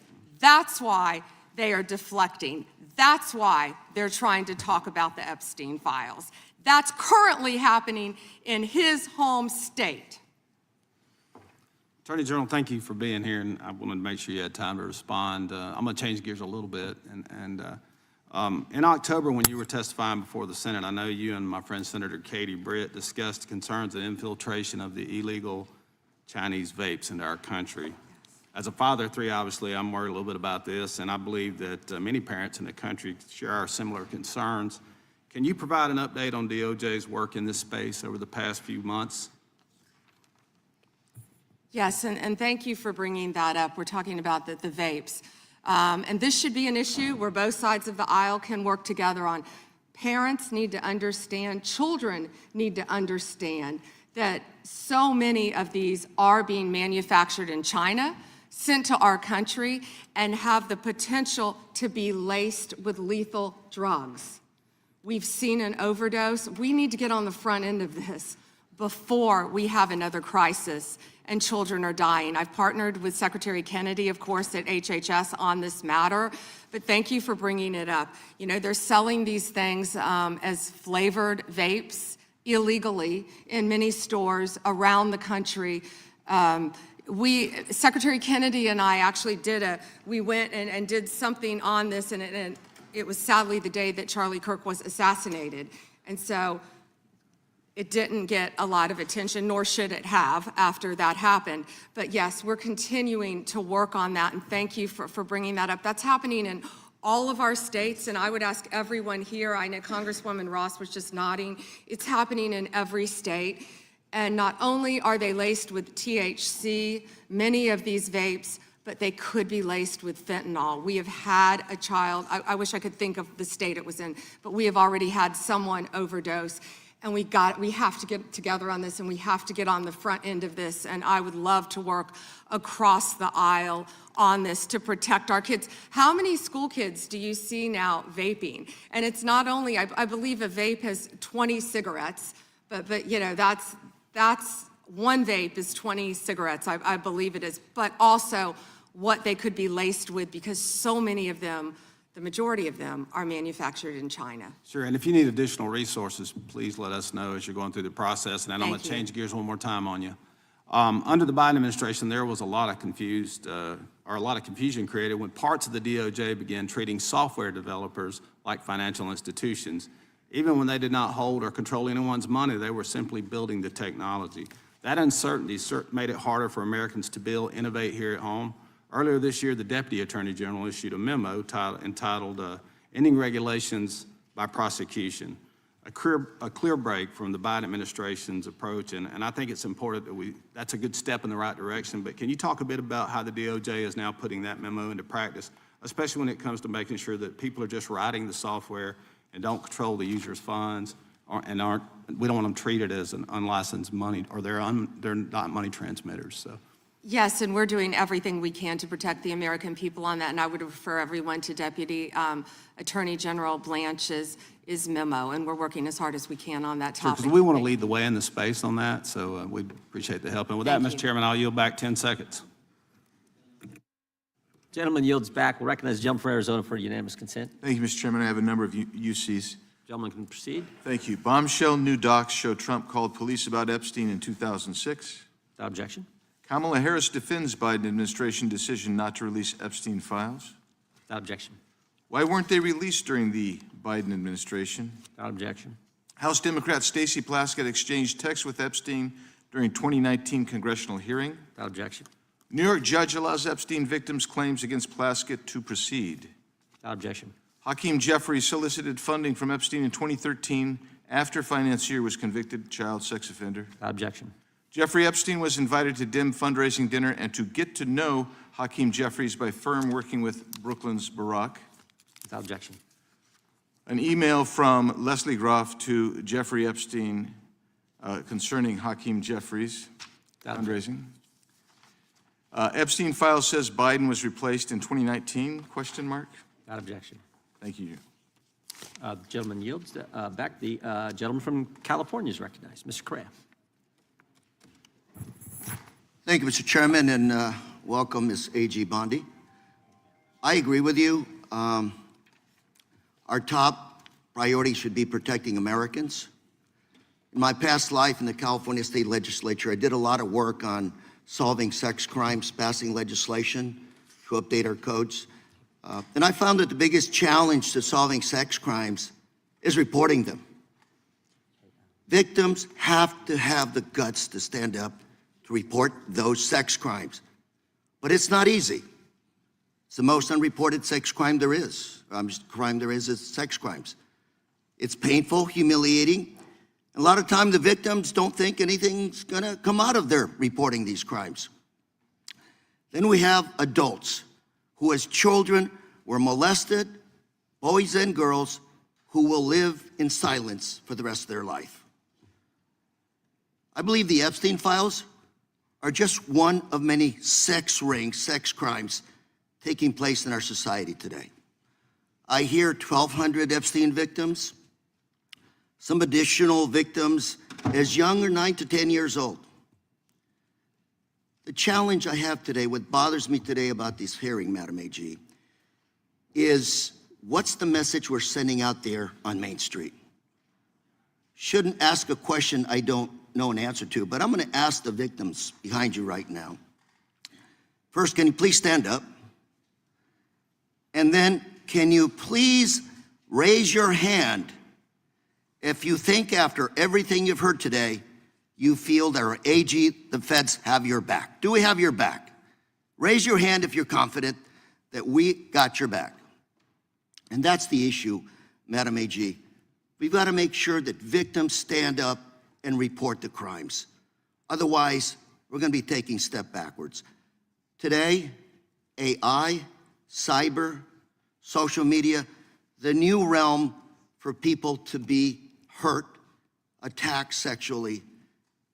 These are the areas I'd welcome the opportunity to work with you on. It's not your problem, it's not my problem, it's our problem.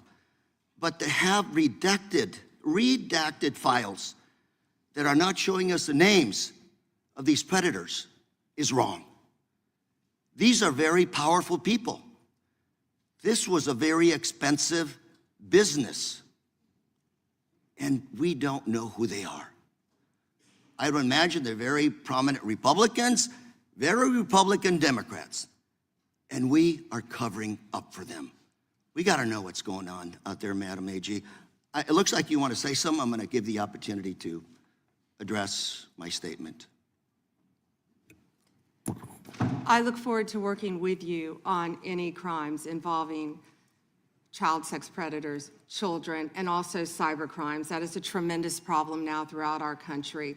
AI, you are correct. AI is causing great problems online we're working on that though. AI is an incredible tool, but it also can be fraught with peril with victims of crime. I've experienced that with someone I know who we've been trying to help. I look forward though to working with you on that and all Madam, cyber crimes. Can I? Please, go ahead. And as I said before, to any victims, we ask them to come forward to our office, and we want to work with them. I have never not worked with a victim, and I believe I've actually spoken to several of the Madam, if I can reclaim my time, I only have a minute. Behind me. If I can reclaim my time. I just think we start out by making sure those redactions are unredacted, those Epstein files, to make sure that the public, according to the law, following the law, that those names in those files are made public. We have to make sure we tell those predators there is no place for them to hide, and if they commit the crime, they're gonna fry for it. It starts with showing us the names of the perpetrators in the Epstein files. May I respond to that? Sure. Okay. So if any man's name was redacted that should not have been, we will, of course, unredact it. If a victim's name was unredacted, please bring it to us and we will redact it. We were given 30 days to review and redact and unredact millions of pages of documents. Our Madam, error rate is very low, The but there are victims are always right going to behind be you. We've errors got to convince them on both sides. that we're doing a And good we're job doing everything of we can to help protecting the them. victims. We will Thank do you, everything Mr. we can. Chair, I'm out of time. Gentleman yields back. The gentleman from California, Mr. Kiley, is recognized. Thank you, Mr. Chair. Good morning, Madam Attorney General. I wanted to return to a point that the chairman raised at the beginning of this hearing, which is these jurisdictions that refuse to honor detainer requests from Immigration and Customs Enforcement, often called sanctuary jurisdictions. Now, I know that you are not involved directly in immigration operations per se, but you do deal with the legal issues surrounding these jurisdictions. So let's say we have someone who's here illegally, who has committed a crime that, like the thousands of people you mentioned in California, murderers, sexual predators, drug traffickers. If that individual is in detention in a jurisdiction that has a sanctuary policy where they do not honor ICE detainers versus in any other jurisdiction where they do, how does the nature of apprehending that person, how does the nature of ICE's involvement in that operation differ in those two circumstances? Well, I believe you've seen that in Minnesota, where people were not cooperating with us. I believe there a lot of local law enforcement did want to cooperate, but we are doing everything in our power to arrest and deport illegal criminal aliens, and that is not going to stop under Donald Trump's administration. You know, why sanctuary cities are so dangerous, what we've seen in Minneapolis. Where do all the criminals go? The gangs, TDA, MS-13, where are they gonna go? They're gonna go to a sanctuary jurisdiction because they believe they're protected, and that's not fair to the citizens of those cities. Yeah, and this is a point that there at least used to be a lot of consensus on. The idea that, you know, it's better to do a handoff to the immigration authorities in a custodial setting rather than releasing them where they have to be apprehended in the community. This is Alejandro Mayorkas when he was before this committee, not exactly a paragon of border security, but he said, "I do not consider it in the service of public safety to release an individual into the community when that individual can be released to Immigration and Customs Enforcement for prompt removal." Now, his words are one thing, his actions are another. But when you have jurisdictions across the country, including my state of California, doing systematically precisely the thing that even Alejandro Mayorkas said threatens public safety, I mean, what does that say to you? It's a danger to the citizens of your community, and thank you for fighting to protect them. Absolutely. And you know, we're having this conversation right now in relation to Homeland Security funding. And I believe there are some common sense reforms that have been proposed that folks on both sides would agree make sense. But those reforms have to go hand in hand with reforming this reckless practice of refusing to cooperate, refusing to honor detainers, and declaring oneself to be a sanctuary. So I'm hoping that we can find bipartisan support for what has long been a bipartisan principle. I want to go to a second topic, which is the school board memo, which I know that you have rescinded. And it was initially promulgated by Attorney General Garland when he came into office with President Biden, essentially opening an investigation into parents who were showing up at school board meetings and expressing their views on COVID policies, masks, various other issues, and using the full apparatus of federal law enforcement and counterterrorism to go after these parents. Now, he said this was because there was an increase of threats, but when even his own FBI director, Christopher Wray, was before this committee, he said there was no evidence of an increase in threats. Yet, nevertheless, when I asked him if he regretted the memo, Attorney General Garland said there was absolutely nothing wrong with the memo. Now, I take it you disagree with that, having now rescinded it? Absolutely. That was one of the main focuses of President Trump and this administration. We will protect parents at school boards. We will protect children in schools. We will protect parents' rights for their children's education in our school system in this country. We will protect Christians. We will protect everyone who wants to freely protest. If Christians want to protest in front of an abortion clinic without being arrested, they will do so. Thank you very much. And finally, I thank you for your efforts to step up the detection and rooting out of fraud. My home state is California. Any idea if there might be any fraud going on in California? Well, we are establishing, as you have heard, a fraud unit, and I'm sorry you're having to deal with that in your state, but the cavalry's coming. And we have Colin McDonald, who is hopefully will be confirmed soon. We're working on Minneapolis. I don't know if you were sitting here when I said that, but California was right up there. I'm sorry to say for both sides of the aisle that California is right up there with fraud. It's out of control, but we are coming to your rescue. Donald Trump is coming to the rescue. Well, thank you very much. And unfortunately, I think you'll find that what's happening in California pales in comparison to what's been going on in Minnesota. Thank you. I yield back. Gentleman yields back. The gentleman from Maryland is recognized. Actually, I think the gentlelady from Pennsylvania. Gentleman from Pennsylvania is recognized. Thank you, Mr. Chairman. Ms. Bondi, I'm here. On September 25th, President Trump signed a memorandum known as NSPM 7, purporting to address domestic terrorism. But Americans across the political spectrum were immediately alarmed by the memo's blurring of the line between unlawful conduct and constitutionally protected speech and activity, as well as its call to investigate, prosecute, and dismantle groups that the president and Stephen Miller described without evidence as, quote, an organized campaign of radical left terrorism. Now, counterterrorism experts were further alarmed by the administration's singular focus on left-wing extremism, combined with the sudden deletion from the DOJ website of decades of research and law enforcement analysis, which had concluded that right-wing extremism poses the greatest terrorism threat to Americans. The president's memo broadly and vaguely links violent conduct to ideologies, and it targeted specifically anti-American, anti-Christian, and anti-capitalist beliefs, as well as, quote, hostility to so-called traditional American views on family, religion, and morality, end quote. President Trump has repeatedly and openly, however falsely, tried to brand his political opponents with these sentiments listed in his memo. But as you know, as a lawyer, holding beliefs that the White House disagrees with is not a crime.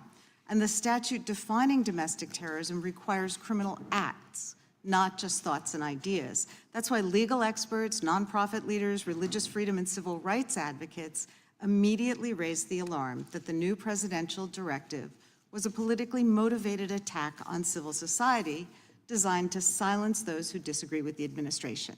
So, Ms. Bondi, Section 3 of that memo directed you, as Attorney General, to submit to the President and Stephen Miller a list of groups or entities whose members are engaged in acts that meet the definition of domestic terrorism.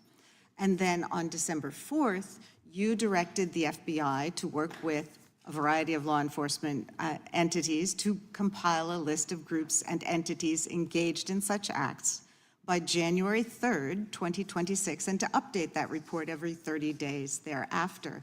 So can we assume that you or persons under your direction at the Department of Justice have prepared that list of groups or entities who are designated as domestic terrorist organizations? And I just remind you that's a yes or no question. Did you prepare the list? I'm not going to answer it yes or no, but what I will say is I know Antifa is part of that. I will talk to you about that. I'm reclaiming my time. I asked you whether you an prepared Antifa member a was list. arrested in Minneapolis I'm federal reclaiming court for my cyber time. stalking. Did you they have ask a question list? and don't want an answer. The answer is yes or no. Time belongs to the gentlelady from Pennsylvania. Gentlelady can proceed.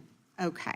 So will you commit to providing this committee with any list of organizations that you have recommended be designated as domestic terrorist organizations? We will comply with the law in all matters. Will you commit to provide this committee with your list of entities that you recommend be designated as domestic terrorist organizations? I'm not going to commit to anything to you because you won't let me answer questions. Okay, well then, we do understand that your current position is that you have a secret list of people or groups that you are accusing of domestic terrorism, but you won't share it with Congress. And I'd remind you that When the U.S. government designates an entity as a foreign terrorist organization, it must report that to Congress and to the entity, because the government can make a mistake and the entity has the opportunity to contest it. So your position seems to be that if you falsely designate an American or an American organization as a terrorist group, there's nothing they can do about it. I think we get it. You don't want to answer the No, question. you don't get anything regarding public safety. Thank you. Nothing. Thank you for the insult. It's clear you didn't come to Congress prepared to answer questions that the American people have every right to have answered. But if you were to prepared to answer truthfully, here's what we expect the facts to show. The administration is keeping lists of Americans who the White House says are engaged in domestic terrorism. Those lists could include Americans who have not committed any acts of terrorism, but simply disagree with this administration, people like Renee Good and Alex Preddy. And your list may include clergy, elected officials, and members of indivisible groups across the country. And those lists likely don't include Proud Boys or Oath Keepers who were actually convicted. Americans have never tolerated political demagogues who use the government to punish people on an enemies list. It brought down McCarthy, it brought down Nixon, and it will bring down this administration as well. And you're right. I yield back. That's why we're so glad they rescinded the That's right. memorandum targeting parents. For goodness sake, as the gentleman from California just pointed out in his 5 minutes, the gentleman from Kentucky is recognized for 5 May I minutes. respond very briefly to her statement? Well, I think we can do that Okay. probably on Next. one of our members' time. Okay, thank you. I don't want that to get away. Thank you. Yep. Thank you, Mr. Chairman. Behind me, I have 3 documents from the DOJ production that are emblematic of the massive failure of the DOJ to comply with the Epstein Files Transparency Act. To my right is an email that was sent by the victims' lawyers to the DOJ. It was a list of names not to redact, a list of names not to release. What did the DOJ do with this email? They released this email in the document production. Literally the worst thing you could do to the survivors, you did. And they're getting phone calls. A lot of these people didn't want to be known. And we know you touched the document because you redacted one name and you redacted the lawyer's name, but you left the survivor's name there. The next document I want to show you, that was in the title, the victims' survivors' names, all right? The title of this one is Child Sex Trafficking, Co-Conspirators, fully redacted. And by the way, I'm going to unredact them here. Les Wexner is in this. Now, your your deputy attorney general said, oh, well, he appears hundreds of times in the files, but he doesn't appear in this file until I forced you to release it, where he's listed as a co-conspirator, not to tax evasion, but to child sex trafficking, not to prostitution, not to money laundering, child sex trafficking. And then finally, what we have here is the third exhibit that I have is emblematic of the FD 302 release. These are the documents that we need that you're holding on to and over-redacting because they have the names of the men who are implicated. How do we know? Because the survivors gave testimony to the FBI, and it's in there. And what happens when you go to the portal at the DOJ to look at what's behind this redaction? Another redaction. So we can't even see them. And then there's some of these files you've pulled down from the website that we will never see because we can't search the redactions. So I have several questions for you.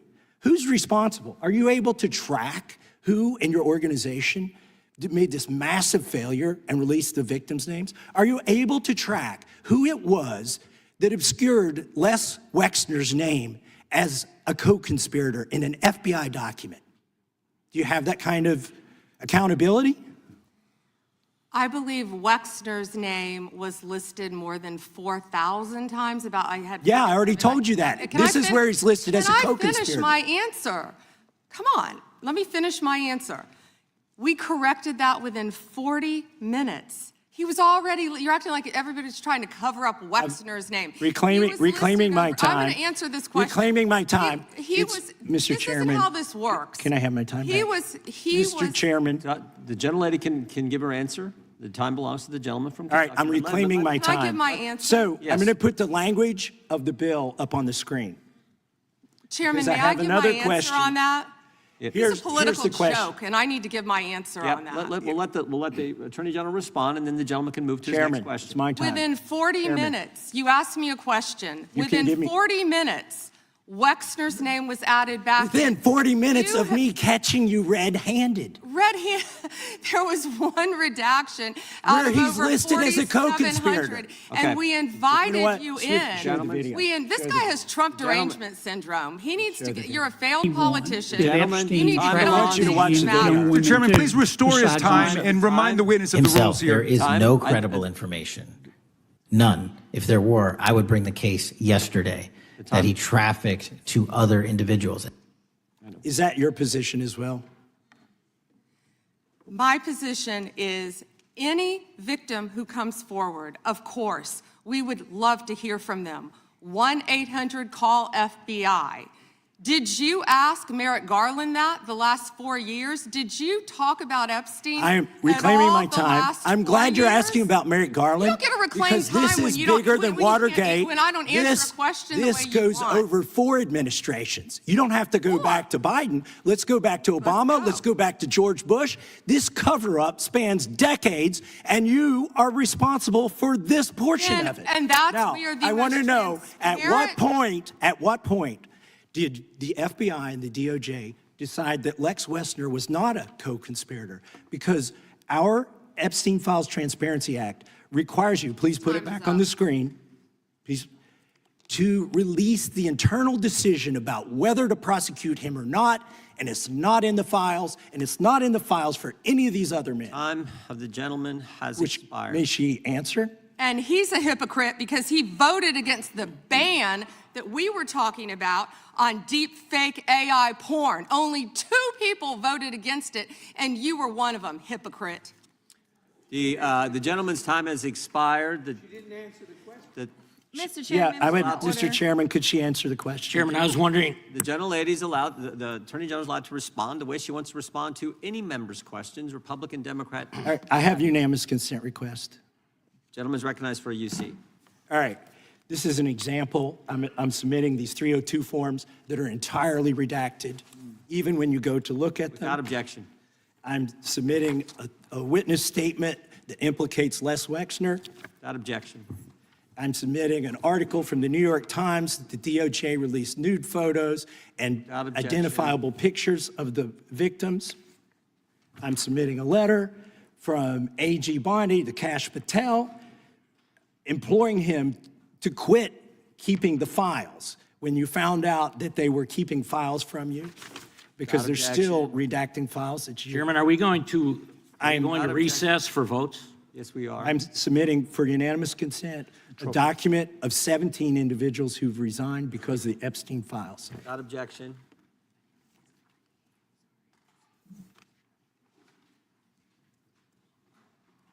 Just want to check on how much time we have left in votes, but one thing I've learned here of late that they'll wait on us. How much time do we have? Oh, they just called. Okay. The chair now recognizes the gentleman from Maryland. And thank you, Mr. Chairman.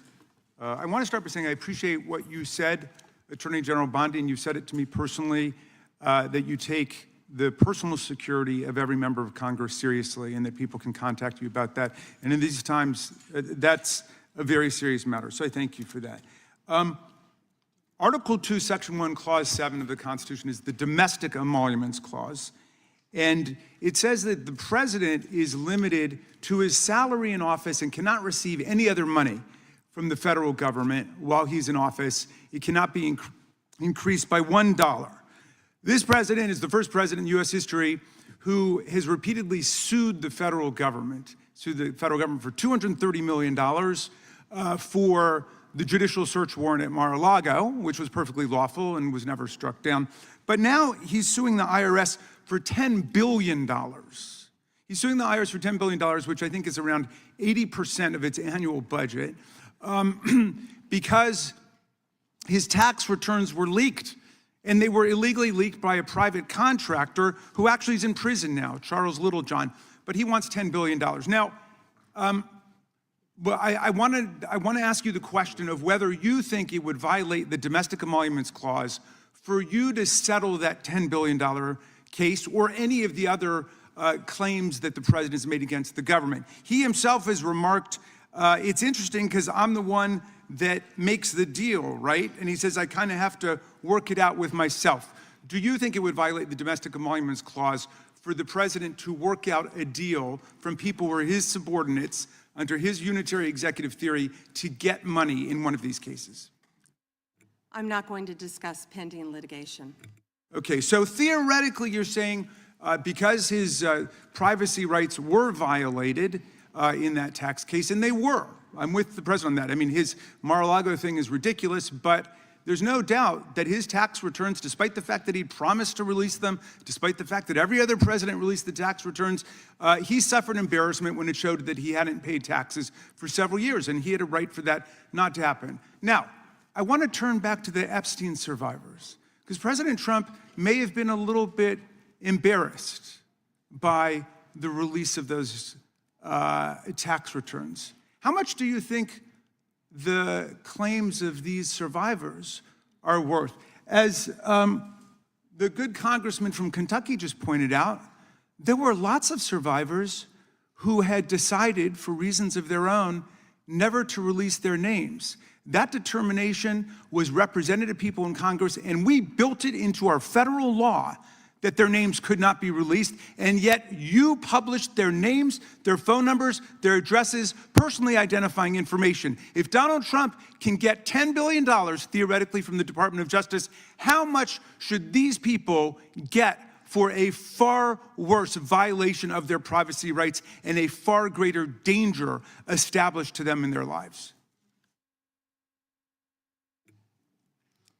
Do you even know who Chase Mulligan is? You're so obsessed with, you don't, do you? I'm going to teach you the rules again. You're the Attorney General of the United States. We have rules here. You're obsessed with him. You're the Attorney General of the United States. With obsessed with Donald Trump. You have Trump derangement syndrome.